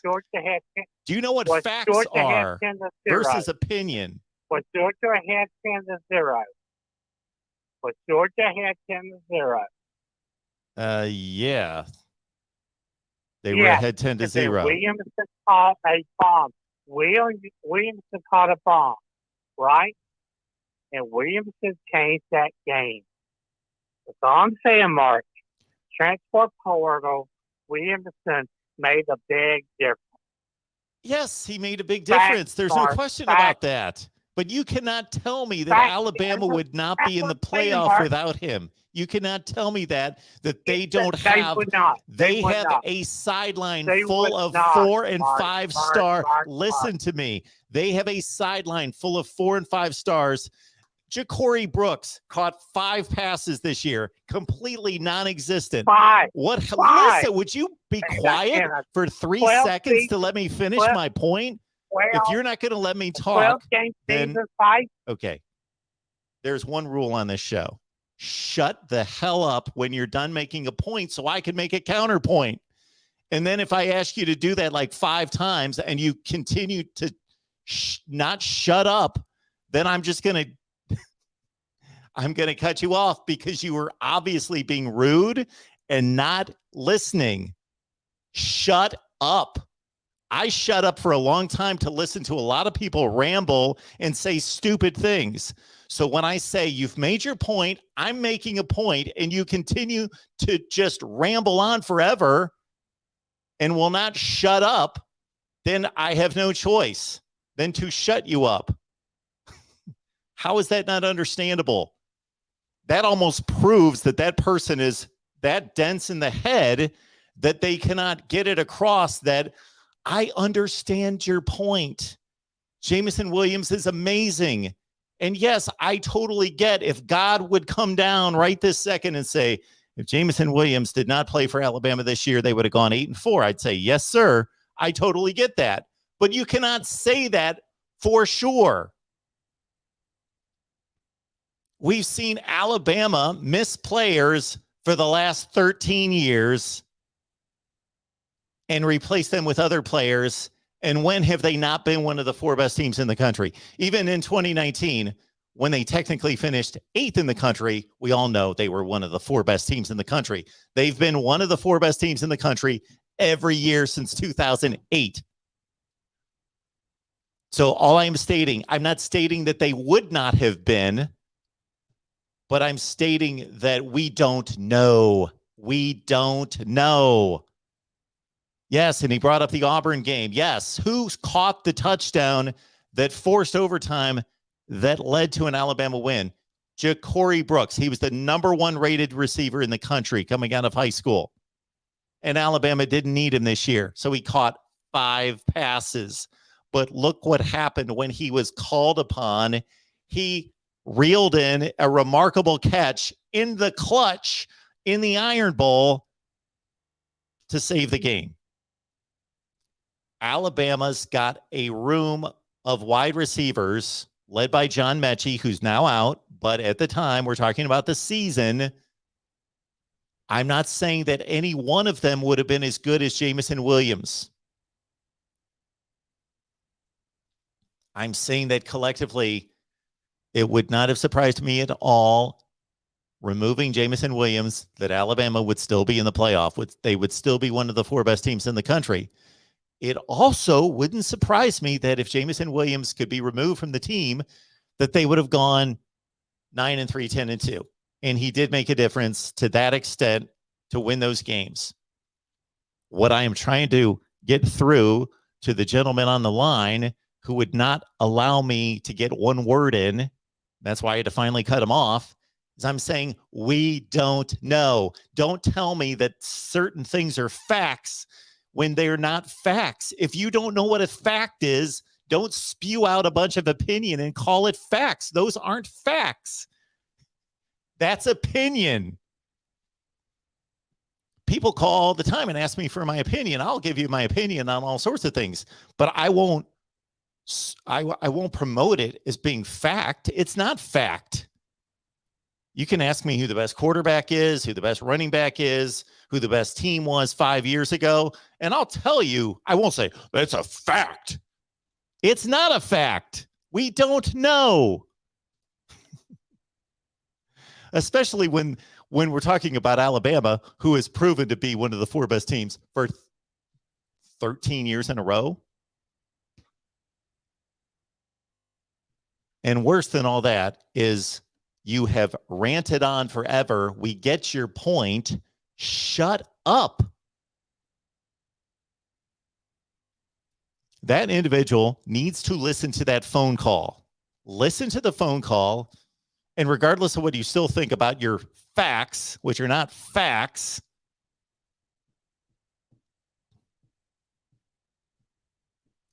and just listen how insanely rude you were, that all I was trying to do is get you to shut up on the point that you had made 47 consecutive times to let me speak.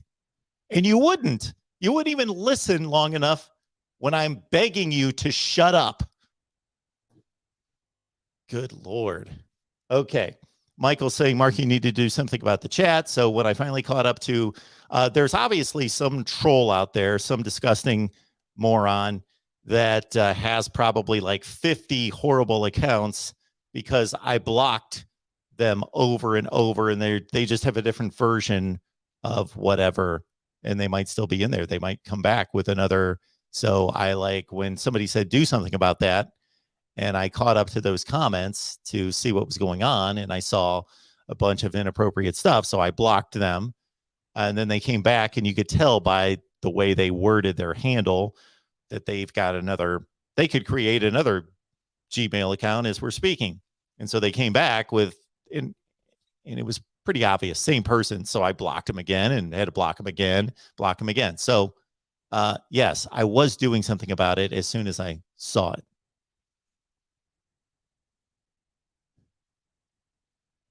Like, it's totally reasonable to say if Tom Brady did not exist, that the New England Patriots would not have won 6 Super Bowls.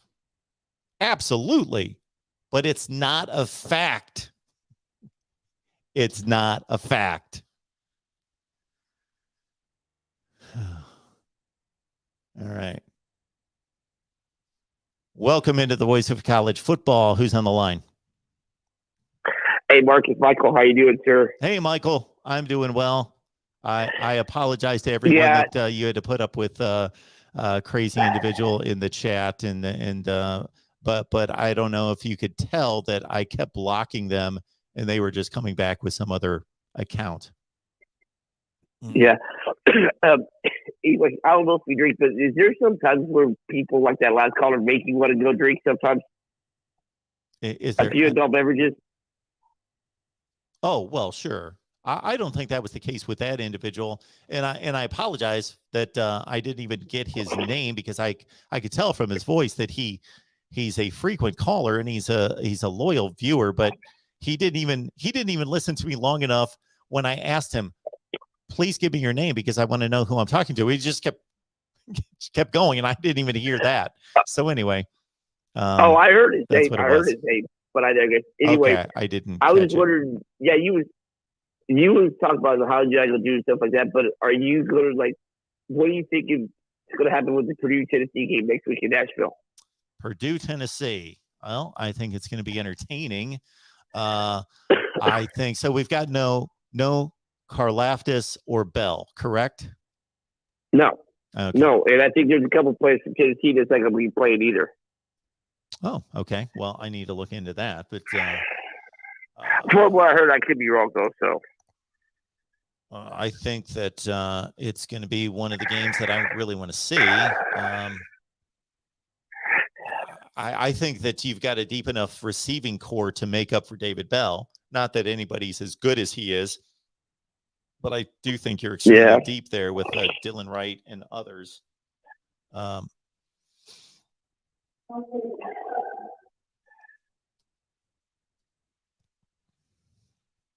You there? Yes. Oh, because I was saying, how huge is it? Do you think it is for O'Connell coming back next year? In your opinion, for his 6th year? Of who coming back? O'Connell? Yes. I don't know what he's rated on NFL draft boards, but I would think that he certainly put plenty on tape to be an NFL draft selection. I'm extremely No, he impressed said he's with coming him. back for. Oh, he is. He's coming back next year. Oh, I thought you asked me whether he was going to come back. Well, that's a huge no. For Purdue. No, yeah, no. I was gonna say you got to bear with me because I got a cold and stuff. So. Oh, I'm sorry about that. Yeah, he's coming back next year and stuff like that. Yeah, but no, I'm gonna say, but another thing too is with everything and stuff like that. I don't know if you got a chance to do your reviews yet of when you did your preseason stuff, or are you gonna wait till the season completely over to do the review?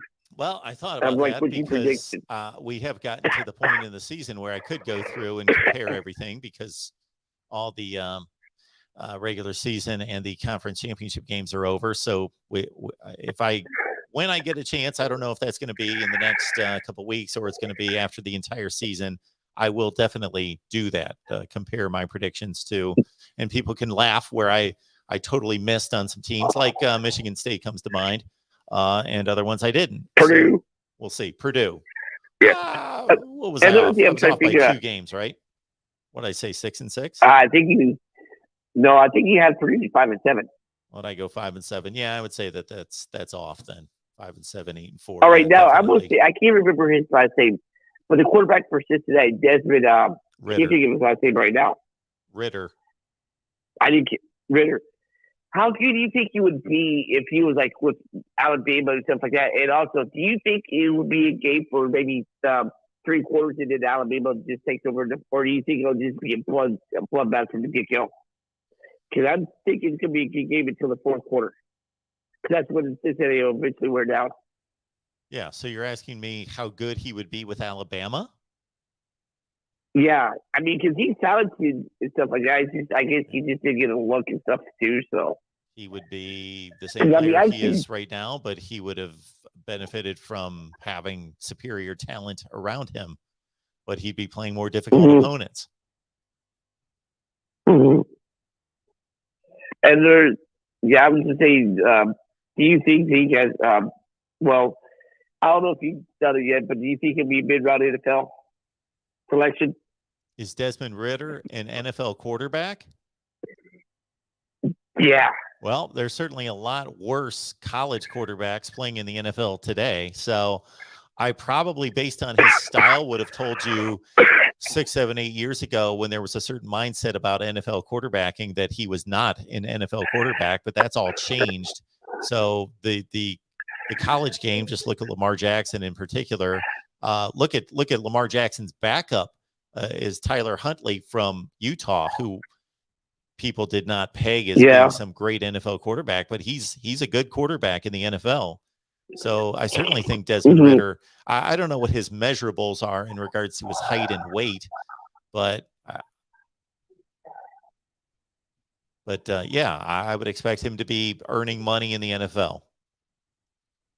All right. I was just wondering stuff like that. Now, as far as like the Michigan-Georgia game, do you think that would come down to like the last second or whoever has the ball wins, or do you think Michigan wins by at least 10? Well, I don't think it's necessarily the type game or the two type offenses against those defenses to be some kind of crazy whoever's got the ball last is going to win. Probably the team that's got the ball last is going to not win. They'll probably get stopped by the other defense. I think it's going to be for today's college football a fairly low scoring game, somewhere in the mid to high 20s. Steve Days pushed me for a prediction and I went with Michigan, but that's not necessarily going to be my final prediction. I just had to make I hate making predictions like 3 weeks before the game, but he wanted one. So I said, Michigan's going to win, but I do think Georgia's a more talented team, but not by much. So that doesn't mean they'll necessarily win. I think Cade McNamara makes less mistakes than Stetson Bennett. He has proven to me over and over and over and over that you can count on Cade McNamara protecting the ball and Stetson Bennett not necessarily protecting the ball. And that could become a big deal. Yeah, I just want to see what is it? Hassan Haskins or Haskins? Hassan the running Haskins. Back from Michigan? Yeah. Yeah, I want to see what he can do against their front seven. If he can have a good game or not. I got a feeling that's going to be an interesting watch for the game. He has to have a reasonably good game. I don't know that he can run for 175 yards against that defense, but if he rushes 25 times for 105 yards, something like that, then I think Michigan's got a pretty good shot. Not bad. And you still haven't got your laptop yet, have you? My new laptop? No, I have not. Yes, that you've been waiting for over a year to get. Waiting for over a year? Because didn't you have one last year? You poured water, got into it, and ruined it or something? Yes, so I moved on to this. So this time last year is when I bought a new camera and I bought a mini Mac. Yep. But I am going to buy a new laptop, and I should do it by the end of the year so I can write it off on my taxes. Now, that one thing I was trying to do before I let you go is I wouldn't mind writing for you, but I just wonder if I should just wait till after the Purdue and Tennessee game to write up a piece. Can I see you're looking for writers for the website? Absolutely, we are. Would that be okay? Absolutely. You take your time, and whenever you're able to do that, you just have to fill out the form that's on the site, and then we'll be in contact. Sounds good. All right. Hey, are you doing any more shows, or is this the last one till after Christmas? Oh, we're going to do more shows this week. Oh, absolutely. We're going to be here. So tomorrow night, you led me right into this, Michael. In addition to our regular live streams tomorrow with Miami's at 1:15, Iowa's at 5:30, Nebraska's at 7. At 8:30, we're going to do a full big blowout live stream, Michigan, Georgia live stream. And we've got 7 different Michigan and Georgia people coming on here, like Big Dog Brett, Uncle Lou, and Justin Rowe, and all sorts of our guys, Dre and Dez from our Michigan channel. We're going to have tons of Michigan and Georgia people here to talk about the big game. Sounds good. All right. Well, I'm going to get some cough drops and some medicine down me before I go. Take care of yourself. All right, Mark. A lot of fluids, Michael. I will catch you. A lot of water. I know. Tons of water. Yep. That is the best thing you can put in your body. And lots of rest. That towards you. Yep. Sounds good. Hey, okay. Mark, thanks. Have a great night, man. Michael. Appreciate it. Bye-bye. Take care. Bye-bye. Okay. Uh, this is tremendous. Uncle Rico, this is the kind of humor that I can appreciate. What are your thoughts on Clemson? That's good. Thank you, Rico. Appreciate that. DeAndre, appreciate that. DeAndre,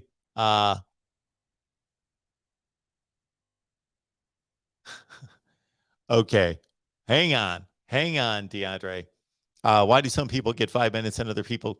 So, okay. It's not a math equation. I'm not sitting here determining, okay. I just thought we had run our course on, and I'm going to guess, DeAndre, that you got a lot more time on your phone call than anybody else tonight.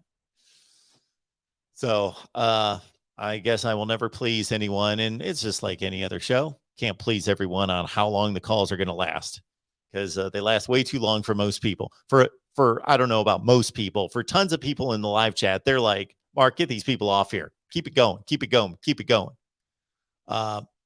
So that's, I get criticized more for keeping people, allowing them to talk way too long. Somebody was on earlier tonight, and I got to admit, they were repeating themselves a zillion times over and over, and I should have cut them off and said, you made your point. You don't have to rephrase it 47 times. But I was too kind. All right. So thank you so much for that, DeAndre.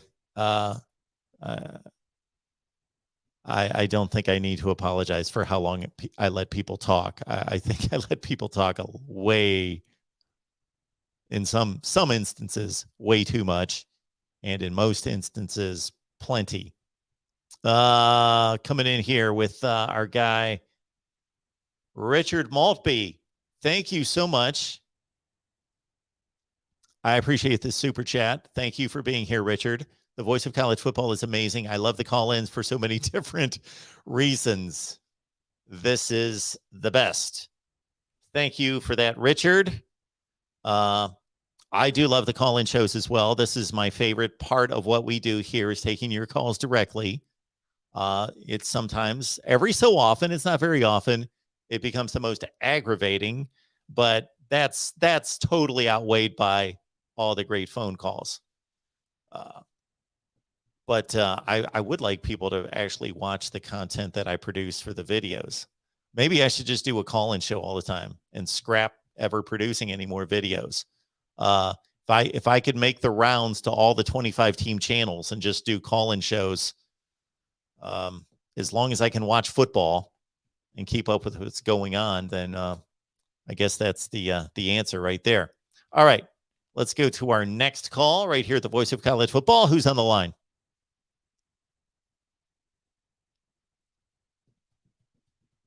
Yes, hello. Who's on the line? Uh-oh. Do we have one of those? Okay.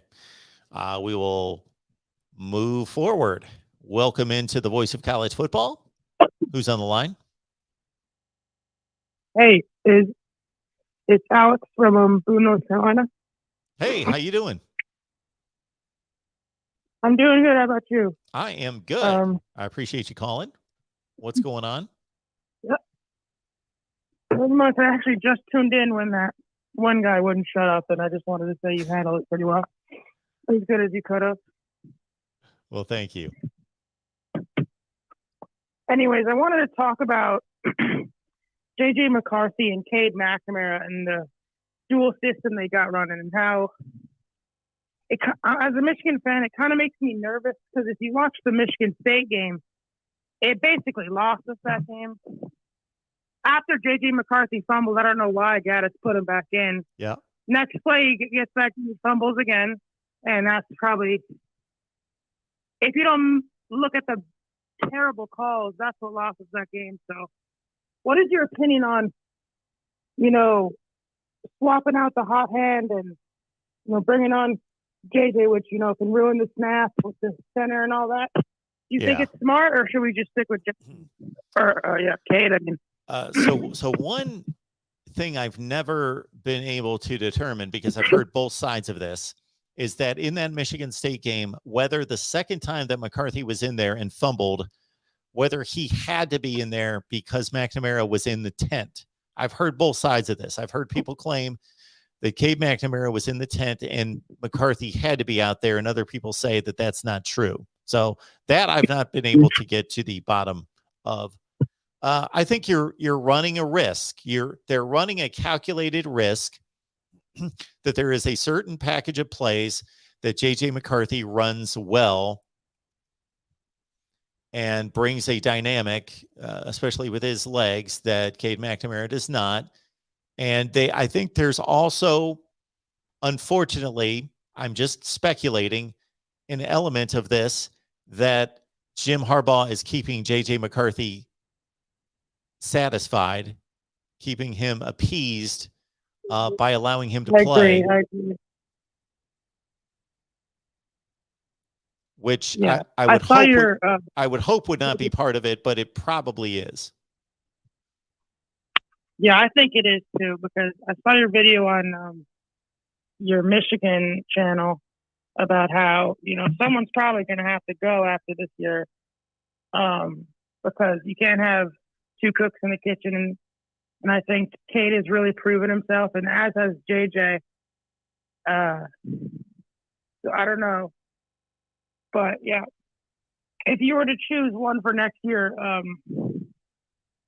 to avoid, say, a Justin Fields situation or a Joe Burrow situation at Ohio State, or who would you start? These situations aren't going to be avoided. Nobody's going to be able to avoid them.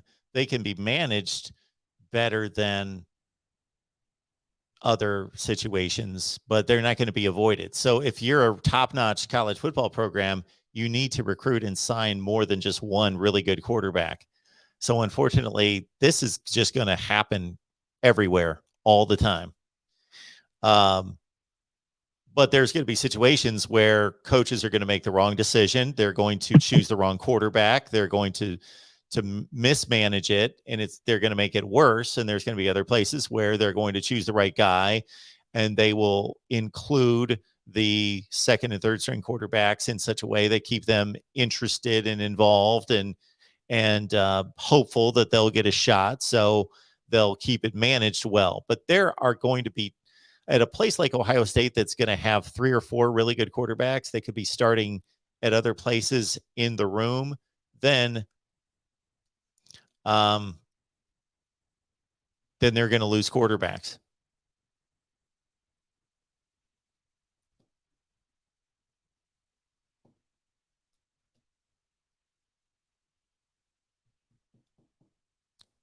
Hello?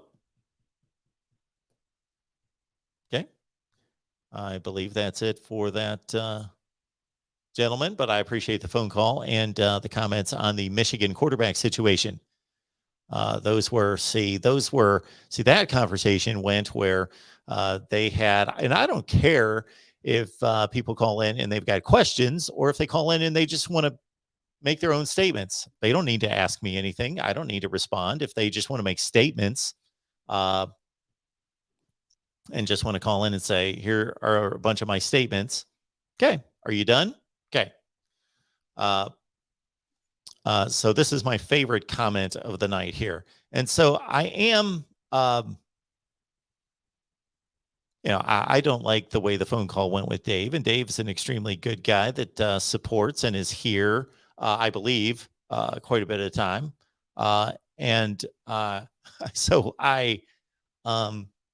But my goodness, you gotta just let the other person speak at some point, if nothing else, besides all the other stuff. So this is my favorite comment of the night. This is the comment of the night right here. Maybe we'll start a sponsorship. Can somebody sponsor that? The comment of the night.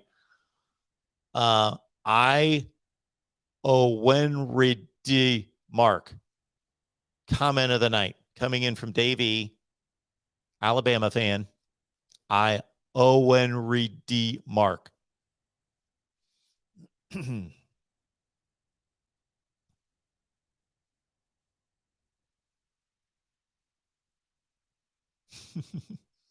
Hi, Lisa.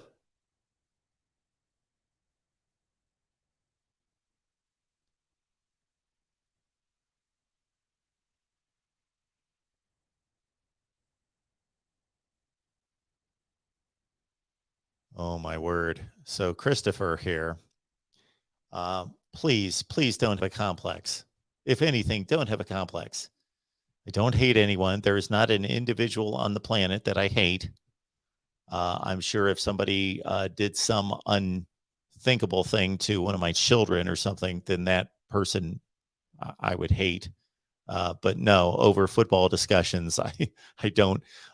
Please don't give yourself that much relevance in my life.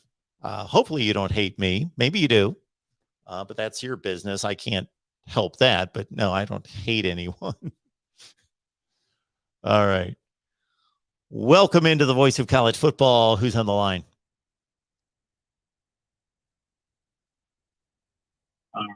Hello? Okay. Please, before you answer the call here, I can tell you that you're listening, which is great, but please turn that sound down so you can now just talk on the phone. Before you answer the call here, I can tell you that you're This person is actually listening to me then say that. We'll see if they come around here in just a second. I would think by now that they would have picked up on that, but maybe not. It doesn't appear as though they've really, yeah. Okay. All right.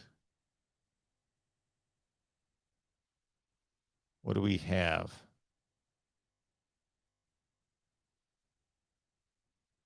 I am looking through the various comments. Anything else that we need to hit on tonight? We did have some newsworthy items in college football. And remember, get business credit. I'm going to put up the banner once again. Get business credit, small business, or you want to start a small business. That's the place to go right here on YouTube. Get business credit. Let me get the banner up for you. Our guy, Josh Van Horn, is doing an outstanding job lining up credit lines, accessing thousands of credit lines for all of you and whomever wants to start a business or already has a business and needs financing. But we did have a few interesting notes in college football. I produced some videos last night. I've been going crazy producing all these videos, trying to keep up with the transfer portal and, of course, National Signing Day. And so I must have knocked out like 6 or 7 videos last night concerning people like Bo Nix.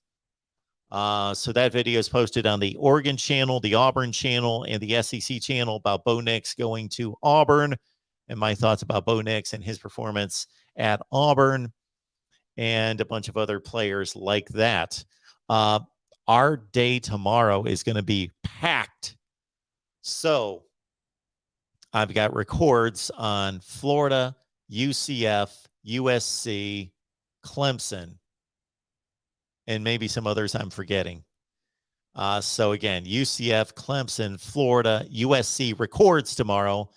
And then our live streams include this: 1:15 Eastern on the Miami channel, Hurricanes Live, at 5:30 Eastern right here on the Iowa channel, rather, our Hawkeyes live show.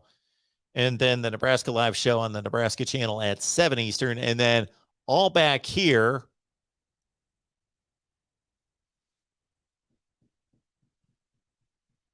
right here at 8:30. This is going to be a heck of a show. 8:30. I got 7 different folks, including they're going to be people you know, you don't know. They've all been on here at some point.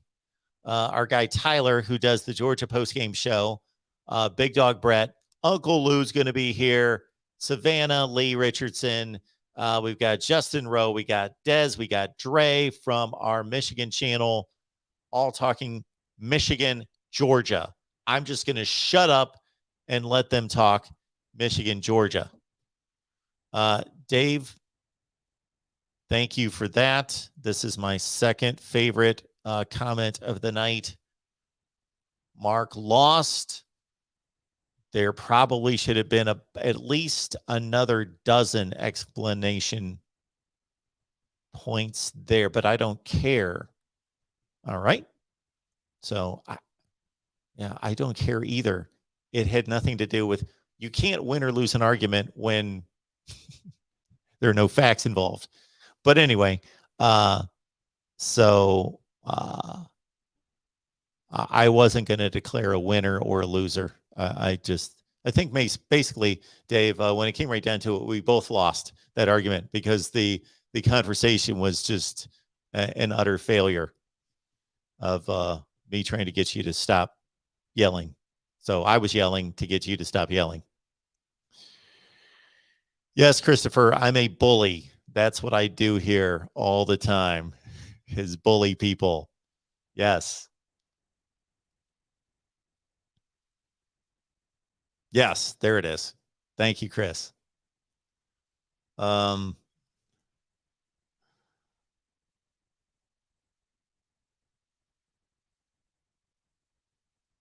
We got, it's good to see Powcar 1 here. Appreciate you being here. Mike, I can't wait for the season prediction reviews of Michigan State and Nebraska. Mike wants me to look bad. Yeah, the Michigan State pick was way off. Would they go 10-2? I did not think Michigan State was going to be any good this year. Clearly, I was wrong, even though I did say a number of times during this offseason that Kenneth Walker was probably the best transfer portal addition. But I was way off on Michigan State. Now, Nebraska, yeah, who said Nebraska was going to go 3-9? I got ridiculed from Nebraska fans for saying they were going to go. Unfortunately, I had 5-7 down, and I allowed Nebraska people to get to me, I must admit, and I went 6-6, but I had 5-7, and I dropped somebody else a win in the Big Ten to counter that. But I had Nebraska originally at 5-7, so I consider, of course, if I nail the record, then that's what it is. You can't do any better than that. I consider within a game.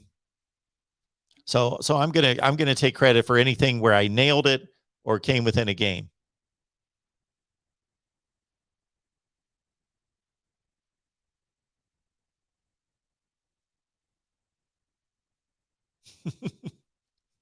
We got Jobo here. Good to have you here. Logan Peterson, thank you so much for being here.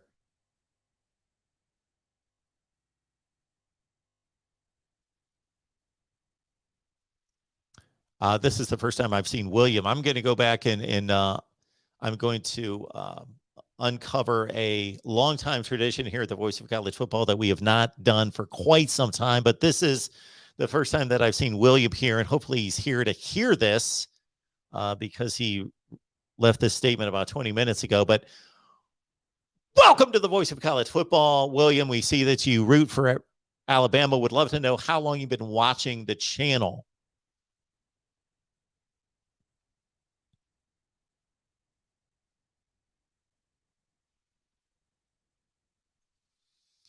Not Your Puppet has retired. Was that in the news? Was that on social media?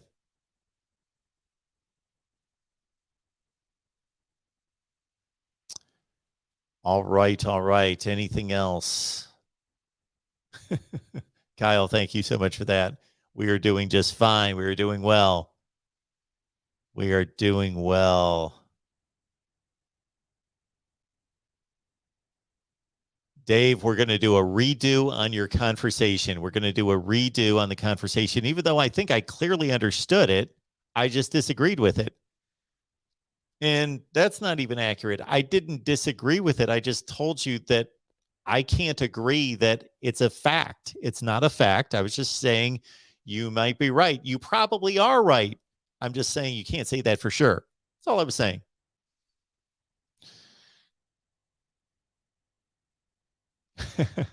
Benji, find me some more sleep. The last couple were a bit rough in regards to last night. I took a phone call and was on the phone until like 5 o'clock in the morning.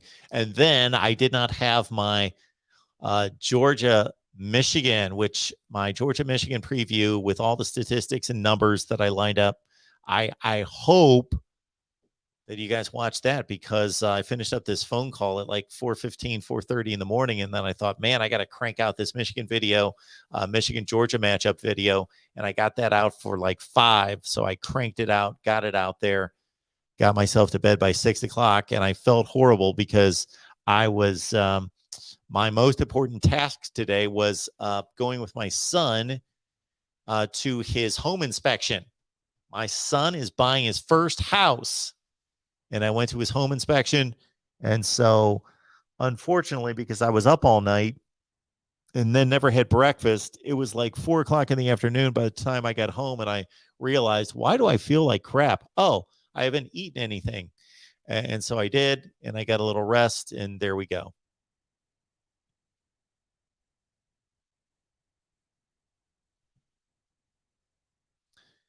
Mike says, hearing that the Wolverines have had more explosive plays than Ohio State convinced me who I'm picking in the Michigan-Georgia game after seeing all the big plays Bama got on that Georgia defense. Yeah, if Michigan can somehow mimic what Bama did, and not even to that extent, because they don't have to win by 17.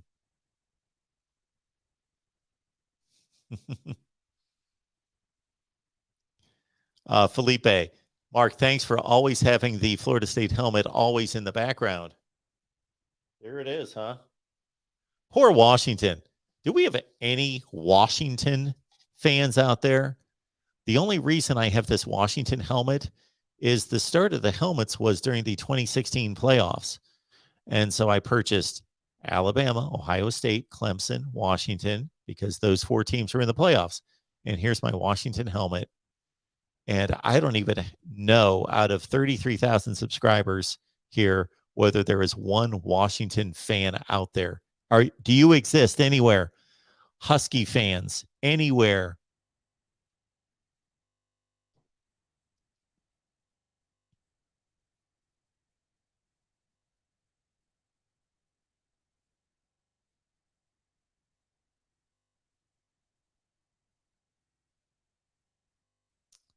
You'll notice that the more I get criticized, the more I actually draw attention to that. So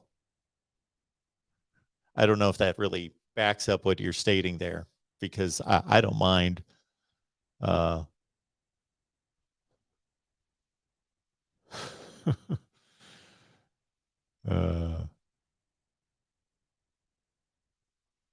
8:30 Eastern, M. Turner. 8:30 Eastern, Georgia, Michigan live stream.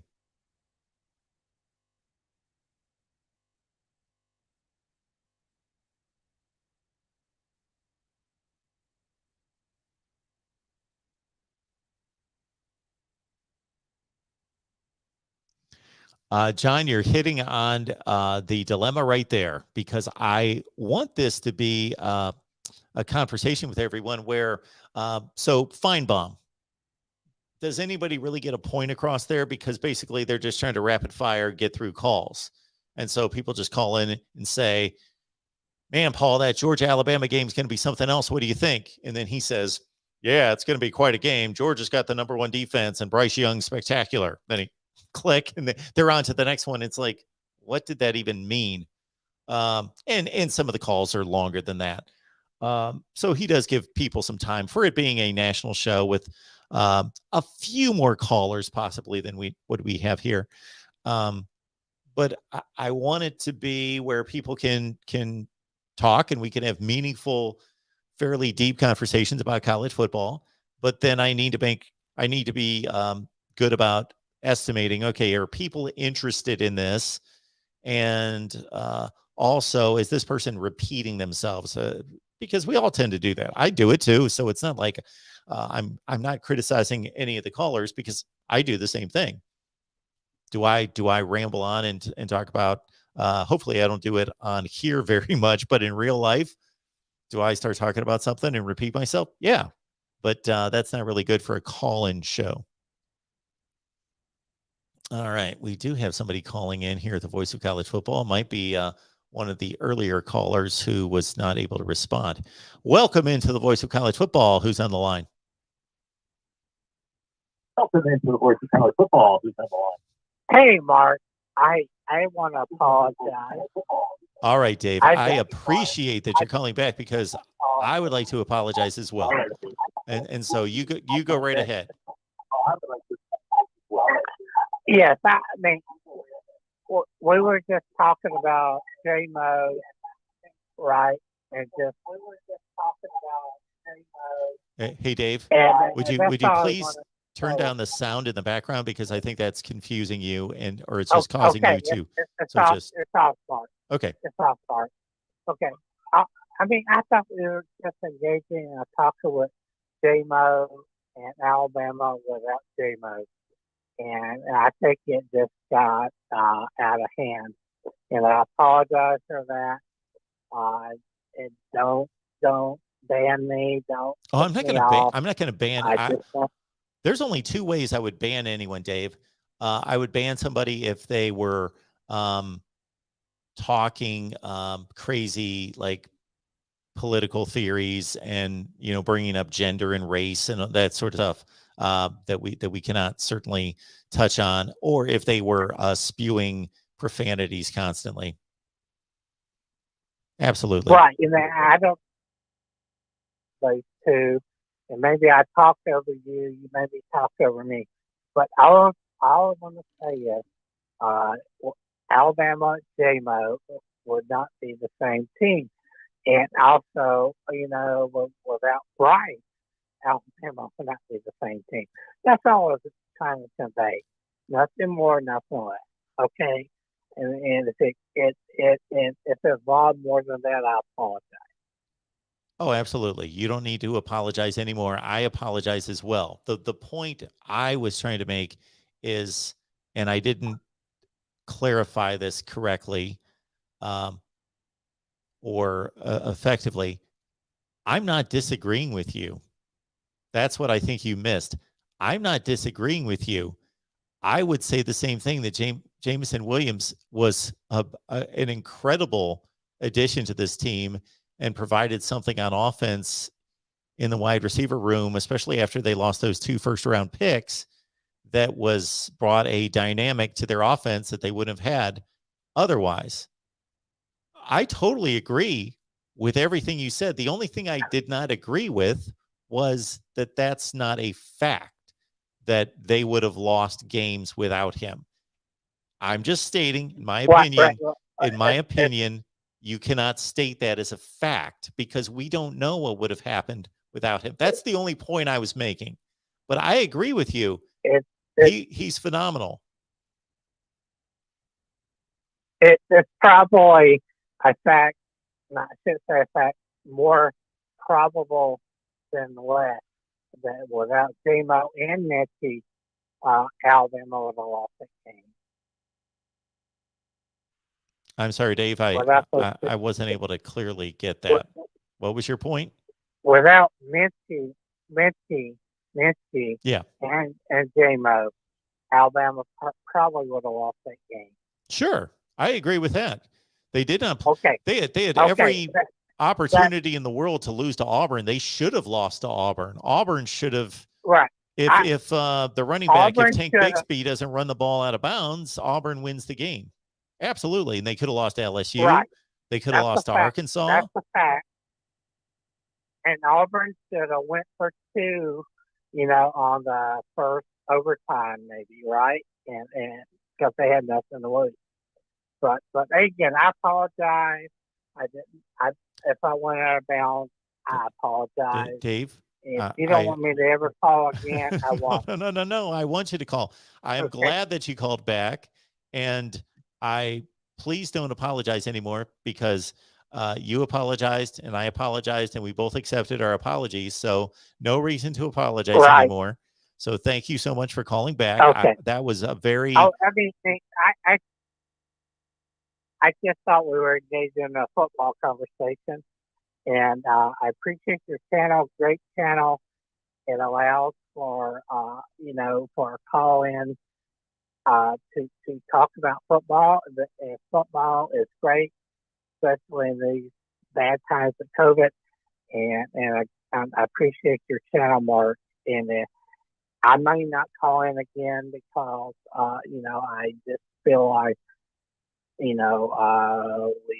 I went out of bounds. I'm sorry. No, Dave, Okay.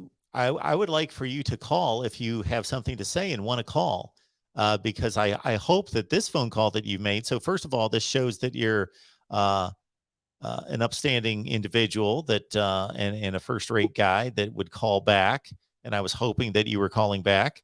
And so everything's all good. So if you have other football conversations that you want to have, then I hope you feel free to call back.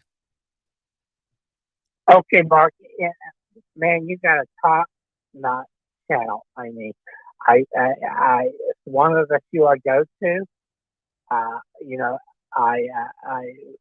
appreciate it. And again, if I just engage in football conversations, nothing political, nothing out of bounds. And I just want to apologize because I think, when you cut me off, I took that wrong, and I'm sorry. Okay, man, you got a great channel, and go forward. Okay, thank you. Well, thank you so much, Dave. Thank you so much for calling back. I appreciate that so much. Exactly. Good night, Mark. Have a good night. God bless. So there is what happens when people. So this should be a great lesson to. I don't know who needs to hear this. Probably no one in the chat. There are probably people out there arguing about politics somewhere right now that should be listening to that. That if people just listen to each other's, and I believe that Dave probably got off the phone and still doesn't agree with me that that's not a fact what he was stating, and I don't completely agree in stating that that's opinion. But that doesn't matter. We can agree. As the old saying goes, we can agree to disagree, because everything else, I agreed with him. I just that bit of semantics that was not a. So people can learn from that. My goodness, that if we would just calm down and listen to each other, and then things can be made amends. I never understood people that held grudges. Yeah, that something that has driven me nuts throughout my life at different times, hearing so-and-so is holding a grudge against you or holding a grudge against them or whatever. And I'm like, why? Just sit down and talk, calm down, talk. And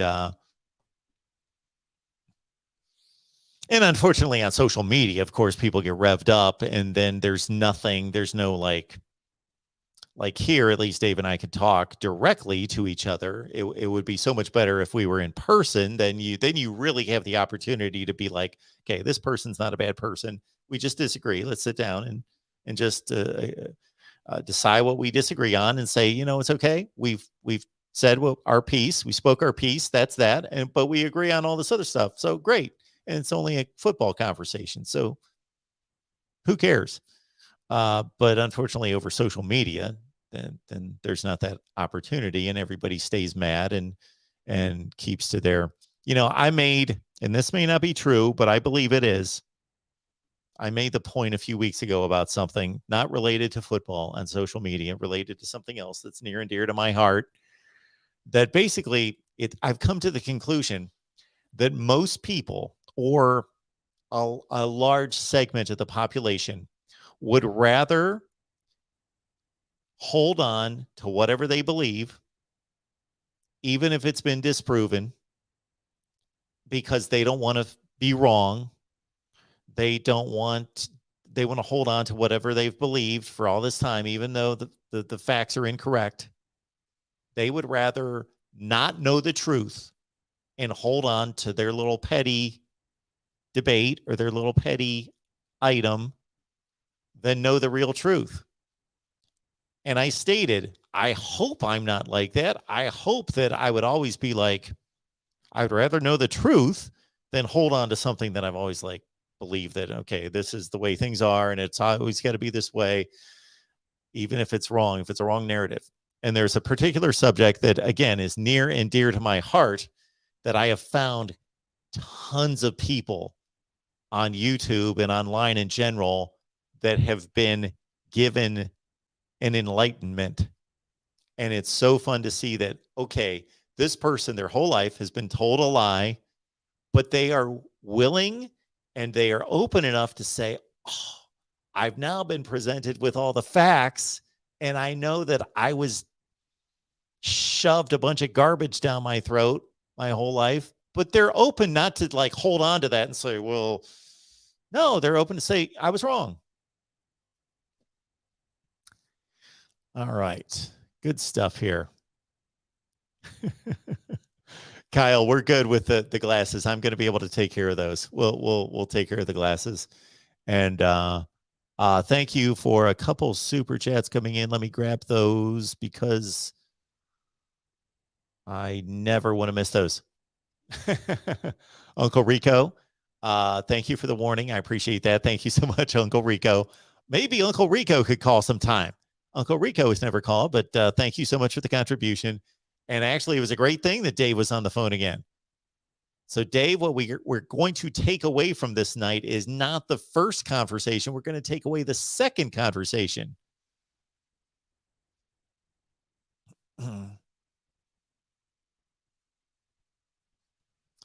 LW, man, did you get ONRD? Love the show. Yes, it's I was just having a little fun there. It's if you haven't noticed, this is a fatal flaw of mine. Well, not fatal. It's a flaw of mine.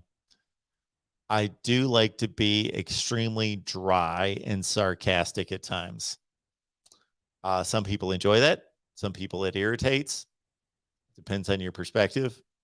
For a show like this, it may rub some people the wrong way. Other people, it may be fun. But I got to admit, that's just how I am. So if people are going to criticize me or I'm going to not turn away from that. I'm not going to ignore it. I'm not going to be scared of it. I'm actually going to amplify it. So if people make fun of me, I'm actually going to amplify it. If they criticize me, I'm actually going to amplify it. I've probably retweeted more screenshots of people calling me an idiot than I have anything else, just because I think it's funny.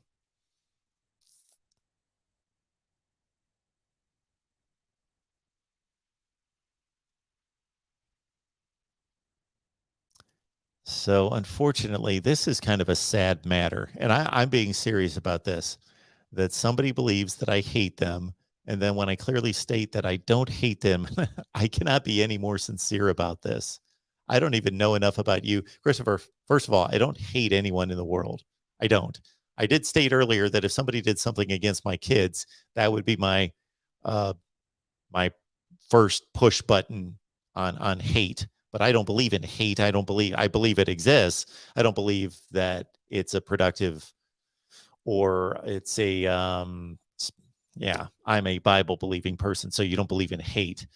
So anyway,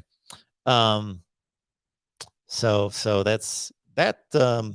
Unfortunately, this is going to be the negative that I take away from this show is that I've not been able to convince Chris that I don't hate him, or maybe he's just latching onto that. So I feel bad about that because I don't want that to be the case. That's too bad. But I'm at least not going to let it keep me up at night. Lisa's been here for a few weeks now, right, Lisa? It's good to have you. That sounds interesting. The Michigan-Georgia live show later today, 8:30 Eastern time. I will watch that. I just don't know if they could have an Ohio State versus Utah live show because would people from Utah see I don't have any Utah people. If you can give me some Utah people, I could find some Utah people. I used to have a guy, Shane. He was on SB Nation's Utah, and I had him on way before any of you were watching, except maybe Cheryl.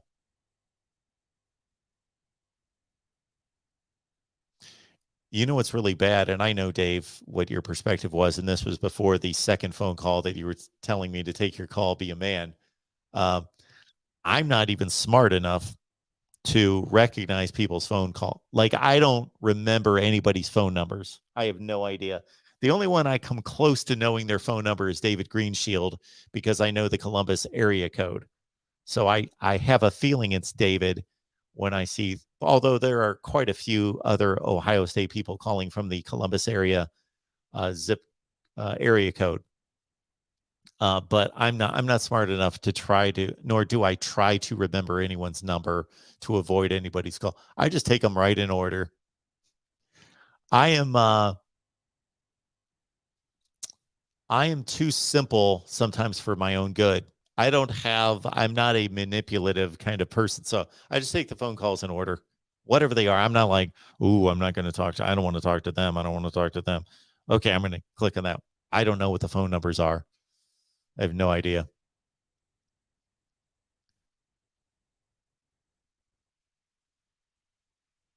Cincinnati, 100-2. Wouldn't that be something? 100-2. Bo next to Oregon. How about that?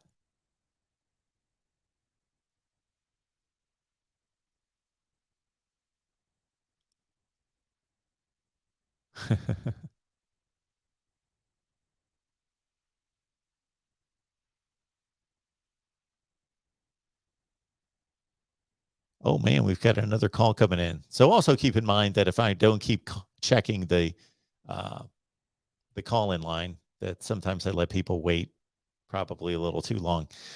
Welcome into the Voice of College Football. Who's on the line?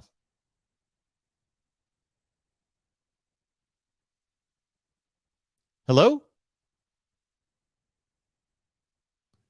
So I just took somebody's call coming from a 256 number. Please pick up. Hello? Are you there? Going once? Going twice? Hello? I hear somebody there. This is the Mark Rogers show? Yes, it is. Hello? Okay. My fault. I was just trying to call in. Yeah, how you doing? Who am I talking to? I'm doing... Oh, my bad, man. My name's Jay. I'm from Alabama. Hey, Jay. What's going on? Man, I just wanted to call and tell y'all was going to witness a three-peat from the Tide. A three-peat in the Heisman. Will Anderson going to win it. And you're going to see a three-peat of the national championship. SEC all there. We three-peat all the way. Roll Tide, man. You're talking about 22 already.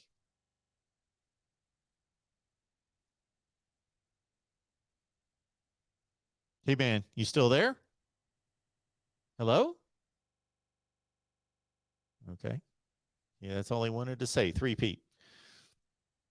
Three-peat national championship, three-peat Heisman Trophy.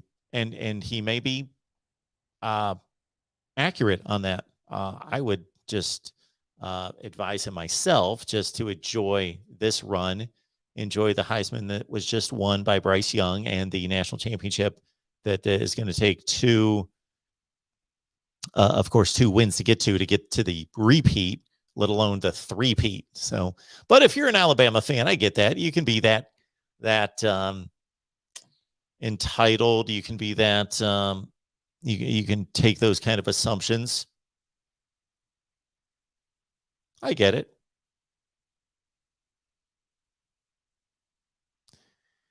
All right. Anything else here in the chat? I'm amused by the chat. I am amused by the chat. I did go to Kent State. They actually gave me a degree. I think I earned it. It's somewhere in the basement. It is somewhere in the basement. I'm not one of those proud, like I'm putting up the chat or putting up the, I'm looking at this chat. Welcome into the Voice of College Football. Who's on the line? Chris. Hey, Chris. How are you? I'm good. What's going on? I was just going to ask you, that player that committed to Jackson State was, I just had a couple thoughts, and they might not make sense because I just have these thoughts, and they might, not everything I think of is really rational, but was it possible that he was committed to the coach more than to the program? Sure. Mike Norvell. Well, I mean, I don't know much about Mike Norvell, but, I think it's probably pretty hard to, even at a place like Florida State, I would guess that even with all the tradition and, everything else that probably goes along with being at Florida State, I think it's probably hard to be the standard bearer for such a prominent place like Florida State. And was that maybe kind of a way to kind of throw dirt on him? Because, how Deion Sanders is, I don't know how he got recruited to Jackson State as their coach, but was that maybe Travis, is his name Hunter? Is it his way of throwing dirt on Florida State a little bit, you think? Well, yeah. So this is what I know about the situation, and I just know this from the Florida State guys that we have on all the time that cover Florida State, is that, Travis Hunter, he's one of the top 2 or 3 players in the country. He committed very early in the process. He's been committed for almost 2 years to Florida State, despite their struggles on the field. He's from Georgia. Uh-huh. He is just this diehard, lifelong Florida State fan. And of course, he plays the same position as Deion Sanders. And he's one of his idols, or maybe his idol.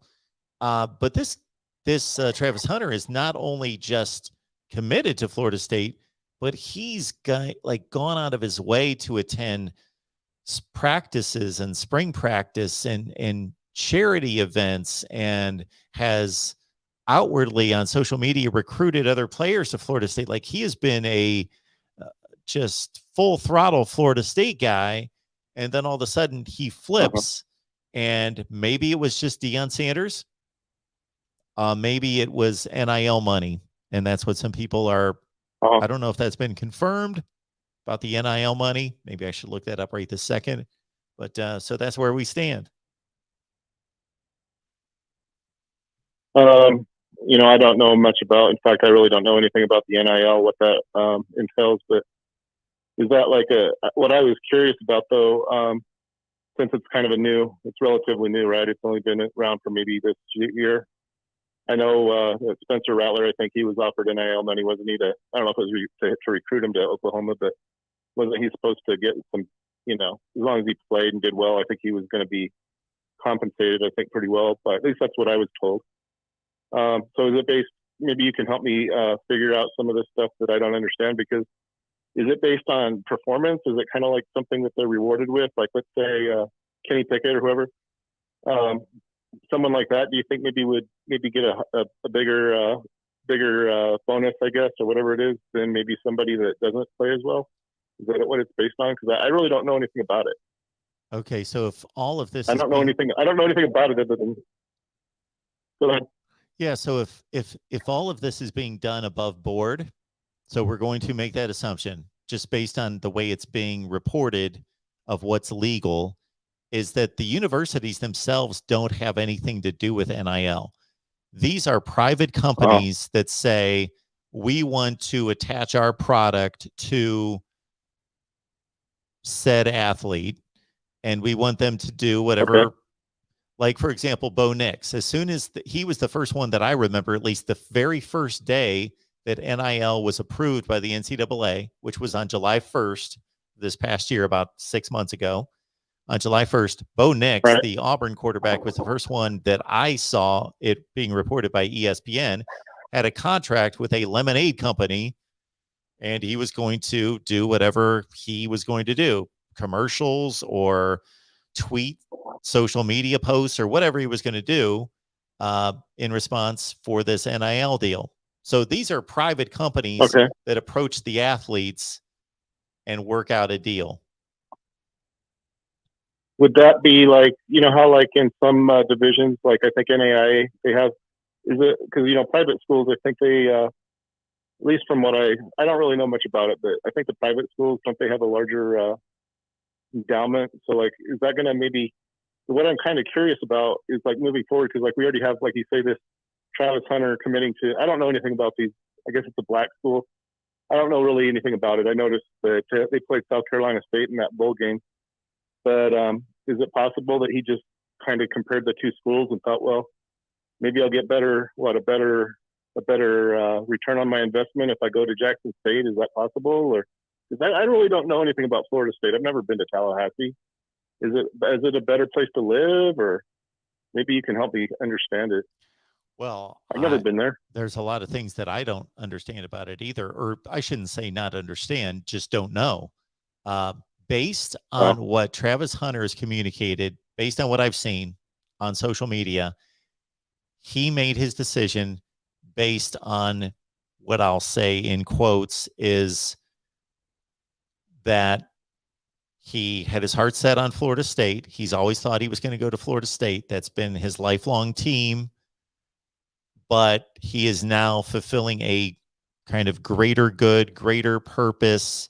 And he has tied that statement to now playing for a historically black college and university and being a pioneer that may raise the level of play. That's what he's saying. Are there many black colleges? Because, like, I know they have that Celebration Bowl, which I guess is kind of meant to kind of showcase the black university. Yes, but they're not. Is that why they do it? It's like, what is it? The MEAC, right, and the SWAC. Is it? Are those primarily black colleges? Is that why they do that bowl? I don't really understand it. Is that why they do it? Well, I'm gonna share in your level of understanding and not understanding, because I had this conversation just with somebody the other day, because I'm trying to track all these other games and watch the other group of 5 games, bowl games. So I typically don't watch that game just because I don't watch the FCS. So I never understood if it was just how those teams were selected. I didn't know if it was just a bowl game like other bowl games and they just picked 2 successful, popular teams. But what I saw after the game this past Saturday was I saw ESPN running. So South Carolina State defeated Jackson State, Deion Sanders' team. State. Yeah. And ESPN was running a crawl that South Carolina State had won the national championship. Oh, really? And I thought, okay. And they were 6-5 entering this game. And Jackson State, I think, was like 11-2 or 10-1. They had a much better record, but they lost the game. Right. So I didn't really understand what that meant. And I talked to a few people, and they also didn't understand or know what that was. So, well, maybe they elevate that game to a pretty high. They said it was a pretty well-attended game. I think it was in Atlanta, wasn't it? The Mercedes-Benz. Yes. Is that in Atlanta? Mercedes. I think it was pretty well-attended. So. Yeah, I think sometimes it's there, and sometimes it's at the Superdome in New Orleans. Yeah, I think those are the 2 main. Oh, it was in New Orleans? Well, I don't know about this particular one, but I know that most of them are played there. It might have been played in Atlanta. Well, the Mercedes-Benz Stadium, wherever that is. I just assumed it was in Atlanta. Oh, that's in Atlanta. Isn't that where it? Yes. Well, that's where it was. It was in Atlanta because they said it was at Mercedes. They showed it outside. It was, it's kind of a Pentagon or something. It's got that weird shape to it. Anyway, it was the Mercedes-Benz. I know that for a fact because I don't know where it was, but it said it was Mercedes-Benz Stadium. That's what they were saying on TV anyway. When I saw it on TV, it's South Carolina State and Jackson State. I've never been there. I've been there quite a few times, actually. Have you? I've never been there. I've never been to Atlanta. Well, I shouldn't say that. I've been the closest I've been to it. I've been to the previous stadium. I should have. Yeah, let me be more accurate. I've been to a lot of Peach Bowls, SEC championship games, SEC tournaments, that stuff. But back when it was at the Georgia Dome. There was one other thing I was going to ask you, kind of in relevance to what's happening now. I know there's nothing wrong with having a different, don't ever feel like you have to apologize for having a different view on things that I think, because it doesn't matter what I think about anything if you want to know the truth. I'm just a kind of a casual fan. But what I was thinking in terms of the way they pick a champion, I kind of like how it worked out this year, because I think kind of what happened was, I don't know if it was if they didn't have a choice. I mean, I don't know what the committee does. In all honesty, I hope they look at all the, the record and everything else. But really, as good as Notre Dame was, I think it's fair. I think it would have been completely unfair not to include Cincinnati, regardless of what people might think of Cincinnati. So I think they've earned their spot. I mean, who knows what might happen? I mean, when you play Alabama, there's a pretty good chance they might run all over you. But even if that happens, and I don't think it will, but even if it does, I don't think that means that Cincinnati wasn't deserving. So I hope people don't like put the result as like evidence, regardless. Let's say they lose 40-7 or something. And it's possible, or 40-0 or whatever it might be. I think we got to kind of keep in mind, that Cincinnati's still really kind of, in a way, I know they've been around forever, but in a way, they're still kind of building a program, I think. I mean, in terms of, bringing in top talent, I don't think I don't know. I mean, maybe you live in Ohio, but does Cincinnati recruit well? I mean, I got the impression that they really weren't that good at recruiting. Well, I know under Luke Fickell that they've brought in classes in the 35 to 45 range in the recruiting rankings. Uh-huh. I've never been there. That's kind of why I was curious what you knew about them, because I've just heard, Brian Kelly coached there, and who was the Auburn coach that was there for a while? He did pretty well there. Tommy Tuberville. You know what I'm talking about? Tuberville did real well there, I thought. And then I think there's other coaches that did pretty well there. Butch Jones? He did pretty well there. Absolutely. Yeah. I don't think it stops there. Anyway, so it's not like this is just some kind of Johnny-come-lately coming up on the. I think Cincinnati's, they're probably better known, right, for their basketball, right? But I think Cincinnati. I mean, that's a program I think that's been pretty good for a while, aren't they? Oh yeah, aren't they pretty good for the most part? Yeah, sure they have been. There was one other thing I was going to ask you. I'm trying to think what it might have been. With all these coaches and I guess it's kind of cool in a way that, like, for example, if Mario Cristobal, if he's not happy at Oregon, I think it's kind of cool in a way that he can jump ship or whatever you want to call it. But I don't know that what I don't really like is what is the deal with why can't they finish the season and then finish the bowl or whatever, and then I don't understand why they're all like in a way it's like they're jumping ship right before the I think that might be part of the reason why some of these players aren't if they might look at it like like Oregon, like they don't even have their coach, right? So it's like, I mean, they'd probably have somebody that can fill in, but maybe that's why they have these opt-outs is, if their coach isn't there, it's like, if I should, where's the, I don't want to say motivation, but where's the, it's like, yeah, the coach can take off and then, but we're still supposed to, I can see how that might be a problem. Do you think that's something that maybe ought to be addressed in some way to make it to where maybe play? I mean, I think there ought to be like a rule. This is how I look at it. You can call me crazy if you want, but I think for like anybody that's like on a team, I mean, if you quit, I mean, at any point in the year, I think there ought to be like, I don't know, I don't want to say like banishment or anything, but was it Thibodeau? He's not going to play, which is fine. Maybe he doesn't want to, but that's, I don't know how that's good for him or for the, so like if things get tough in the NFL, or I guess that's what it is, maybe he won't want to play if it's not a, I think they ought to, we're only talking like one game. Is there really that much of a risk for if these guys getting hurt? Is that what I'm trying to figure out in my own head what the reason is, and I can't really do it. Well, that's the reason. They don't want to play because they're going to prepare for the NFL draft and they don't want to get hurt or don't want to risk the chance getting hurt. So what I would think, I'm sorry. Well, the issue I would think, in what you're proposing is that there's no retribution for that. There's nothing to penalize or punish that player with because they're done with school. They're done. They're going to the NFL. So there's nothing that can be enacted against them to penalize them. Do you remember, was it last year? Maybe it was the year before, Derek King quit. I mean, I'm just going to use the word I think applies. If you don't agree with it, that's fine. Quit Houston to join, I think, the Miami Hurricanes. Mm-hmm. And, did pretty well. I mean, I'll be fair. I'm not going to, like, criticize him for not being a good player. But then all of a sudden, Houston's, just think if he just would have stayed at Houston, maybe, I mean, he might have been the difference between Houston maybe being in the playoffs if he just stayed there. I mean, is that a wrong, or am I wrong about maybe making that presumption that if he just stayed at Houston that they might not have been a better team than Cincinnati? Well, I'll say the same thing I said to Dave about his assumption that we don't know, but it's not wrong. It's not. Yeah. It certainly could possibly be. Sure. This is a possibility. Yeah, that's what I was kind of thinking.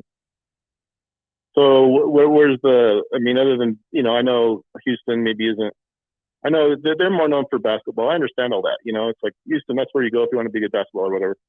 They're not necessarily known for being the best football. I understand it. And Miami, they have a better, I guess, image as far as if you want to, you do real well at Miami, you're probably going to go pretty high in the draft or whatever. But he did kind of, I don't remember what the record was. Like, I think he had like 4 or 5 games, maybe 6 games to decide if he wanted to stay. And then after they were 1-5 or whatever it was, he quit.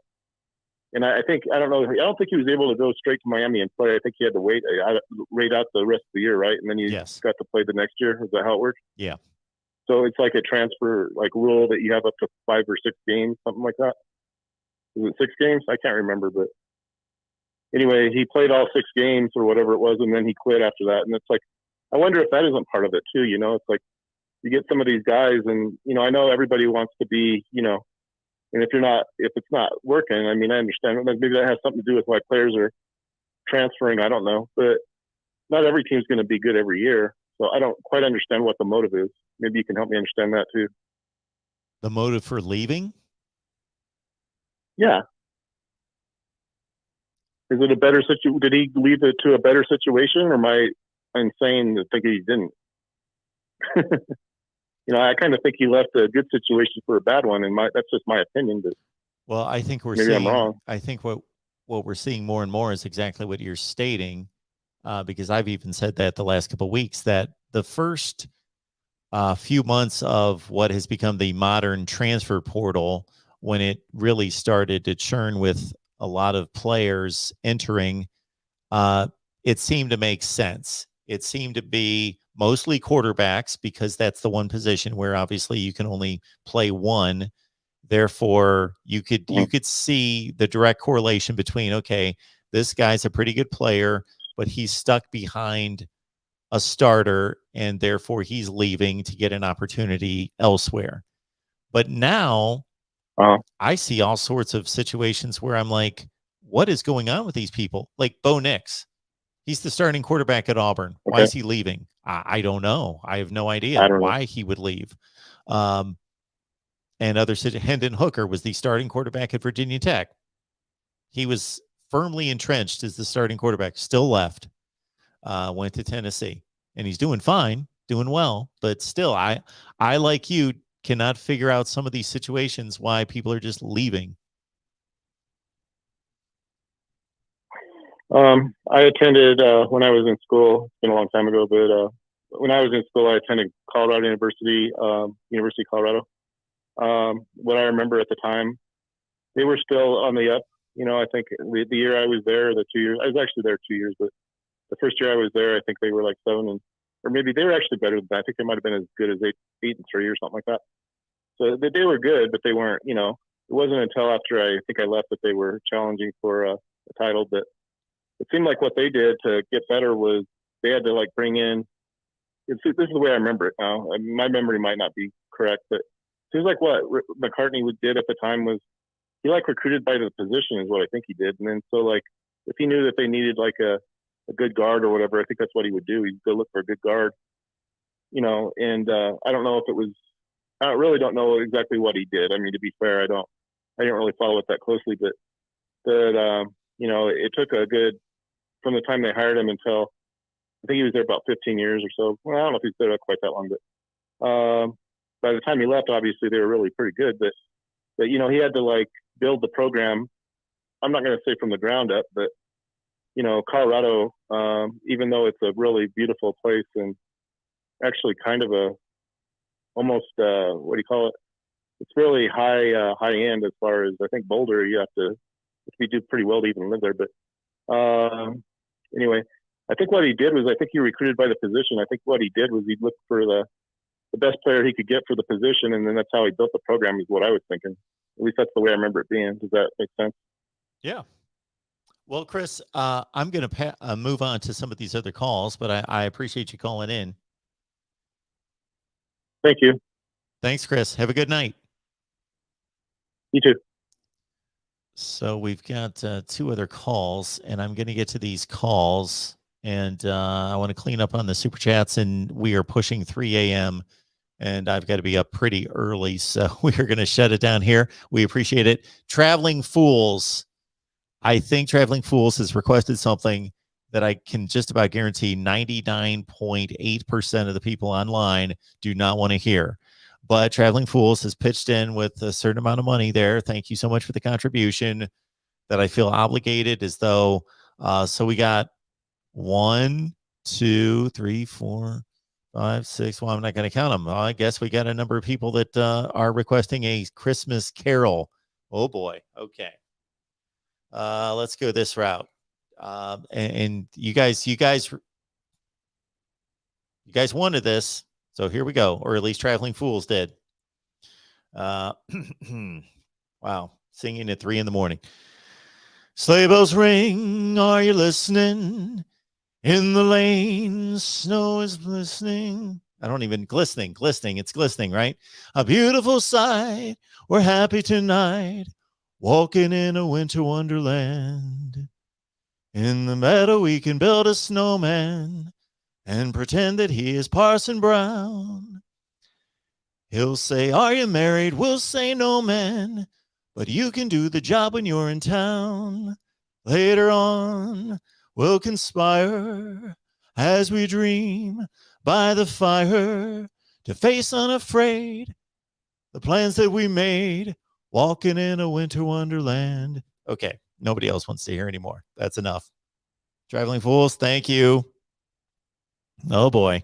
Kyle, well, Mark, I doubled the last 10 super chats. Sorry you didn't get more. So the last 10 were 50 cents each. I don't know what you did there. Anyway, Kyle, it's always appreciated. Whatever you did there. Thank you. Thank you for that. Thanks for the contribution. I don't think we, hey. Kyle's coming back. Missed one.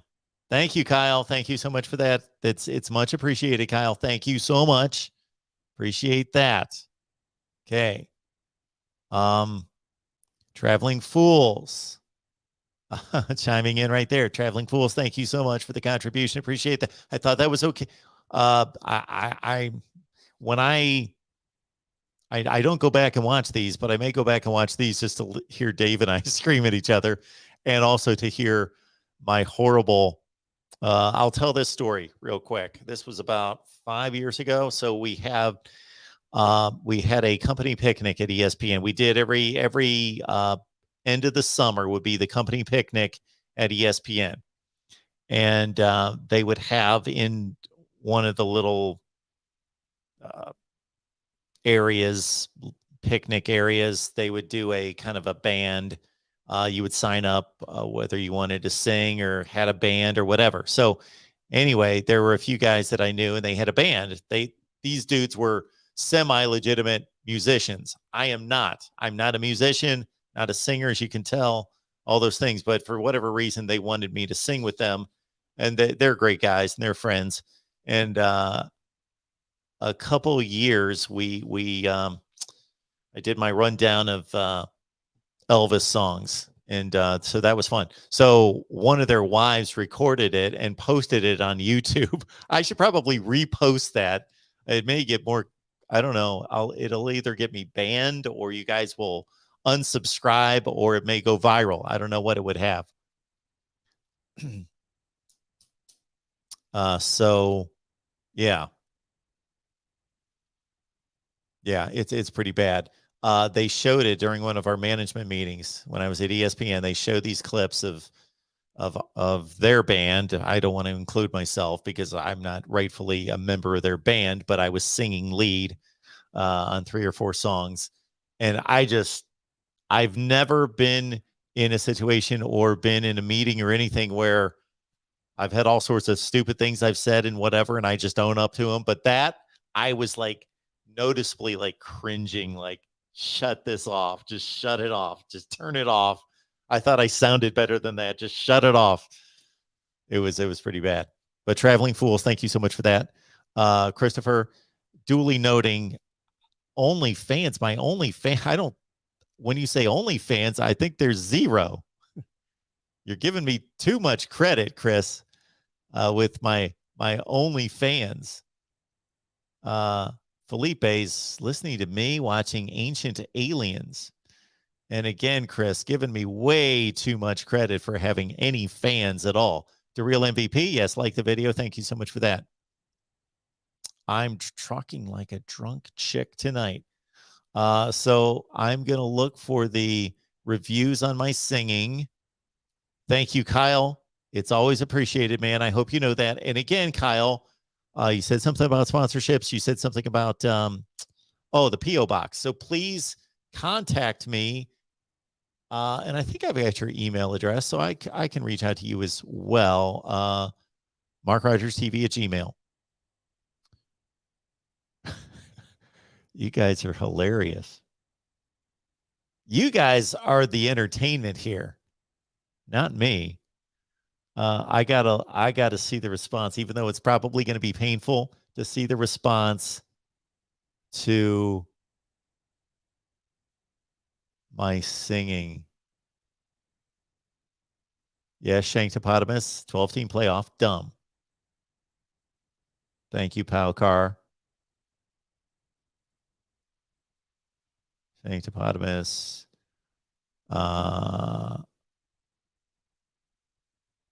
Where?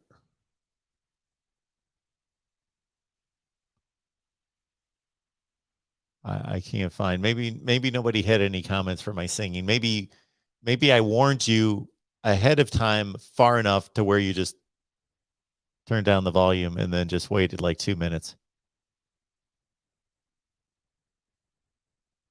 Okay, I think that about where. Trying to get to the man. Where's the bottom of all this business? Okay, Captain Nemo. I think deep down inside, Mark is a Michigan fan. I think we have more Michigan fans on this channel than any other fan base. I really think that now. I think it's become a Michigan. We should do some exhaustive. Hey, Roger Dodger. We should do an exhaustive poll on fan bases. Thank you, Mike. Yes, absolutely. What Mike is stating right there. Thank you to everyone who contributed, and not just financially, everybody just being here, commenting, like the video, tell people we're here, all of that. Jeff, exactly. I feel, whatever situation you're in, absolutely. We are going after sponsorships. We want some sponsorships. That will help. Yes. Peanut Roll Tide. It is. It's 2:45 in the morning. Blake Robinson knows that I worked at WCBI. More CBI. Oh, geez. I don't think. Have I told WCBI stories? I didn't even know that I ever stated that I worked there.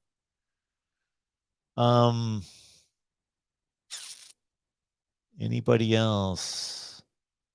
There are singing comments.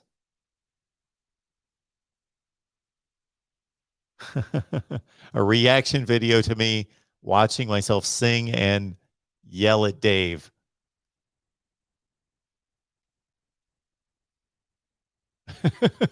Mike, Mark singing Elvis Christmas songs. It's funny because people bring up, I think that's actually, it might be Elvis's highest selling album is his Christmas album, which I think is atrocious to think about because that is not anywhere close to his best music by any stretch of an imagination.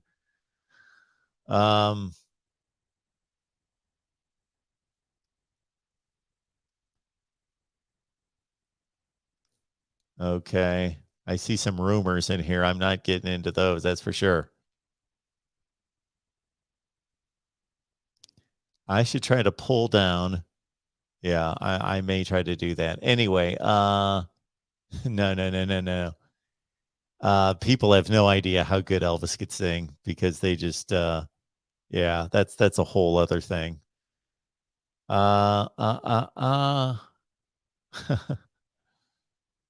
Earn that money. Yes, exactly. I know the same thing's going to happen. I'm going to listen to that. Some Bing Crosby. Bing Crosby. What did he sing? He sang I'm dreaming of a white Christmas. just like the ones I used to know, where the tree tops gliss. I like when Bing Crosby would, certain words he would go, and the treetops glisten, and children listen to hear. This is where he does it. To hear sleigh bells in the. There's my Bing Crosby. That's the first time I've ever tried Bing. Sting.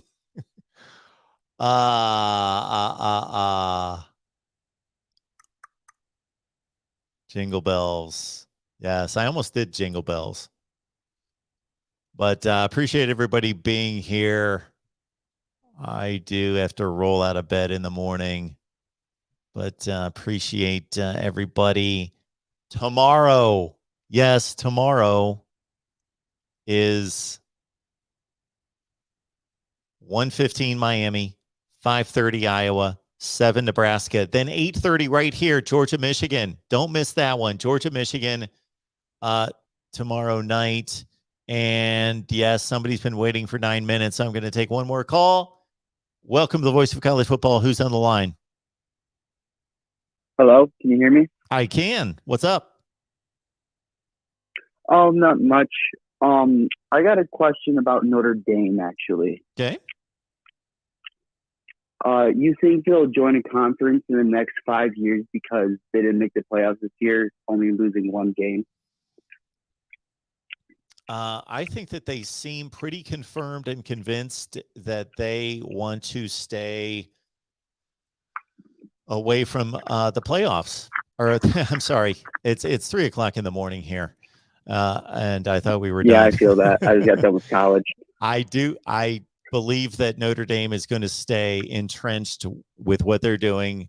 I think they are tied to the independent status, and they believe that that keeps them unique. And they're going to do everything they possibly can to stay. They've got a TV contract. They have not needed to join the ACC. They've got a national schedule. They're unique. I think that they hold true to that rather than joining a conference and being just another team. I might be wrong.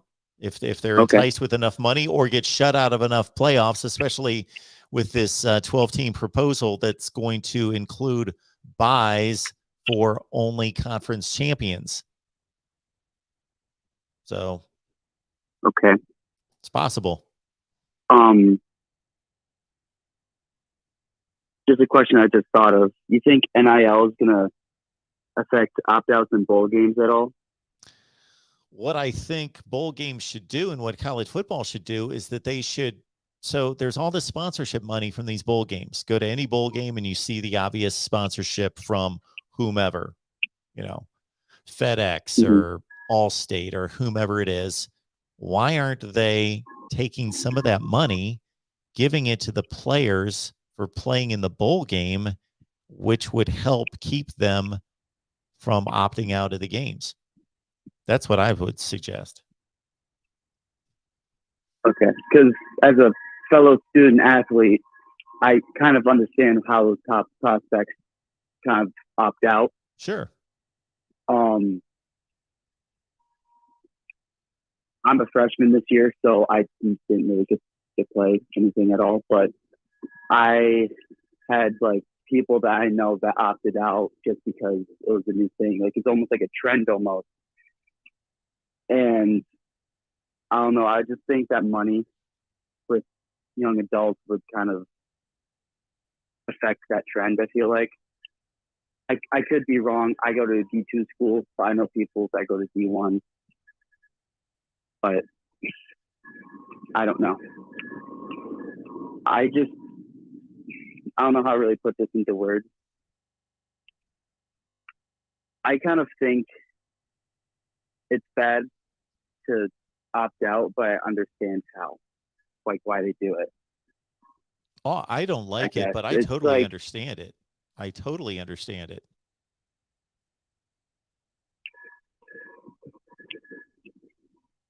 Yeah.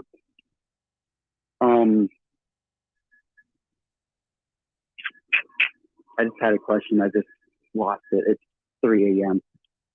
I'm with you. I'm so from Michigan, why don't you call us back sometime? We'll do that. All right. I appreciate the call. When's your next live? We are going live a bunch of times tomorrow, but they are team live streams. That is a great question. Probably on Wednesday or Thursday. Okay. With a yeah, college I'd love show. to talk about Michigan and stuff. Absolutely. I'm a Michigan fan. So. Okay, cool. Yeah. All right. Thanks for the call. Have a good night. All right. Yep. Good night. All right. Thank you, Michigan fan, for being here. I didn't catch his name. But yeah, unfortunately, we don't have a schedule for this week. That's one thing I'm not going to promise you guys anything because I know better than to promise you. Be careful promising things, but I'm going to tell you that I hope to set a schedule during the off season. And subscribe to the USC channel. We've got a new West Virginia channel. Please subscribe to that as well. To Real MVP, let me know that the USC channel is close to 1,000. Is about 100 away from 1,000. That is huge. Yes, the callers are tired. We're tired. We're all tired. Thank you for being here. 1:15 Miami, 5:30 Eastern, Iowa, 7 o'clock Nebraska, and 8:30 Georgia, Michigan, right here at the Voice of College Football. Thank you, everyone, for making it a great show. Thank you. You guys are the best. You guys make it happen. You make it work. Best discussion, debate, and analysis because of what? Because of you. And we will see you tomorrow.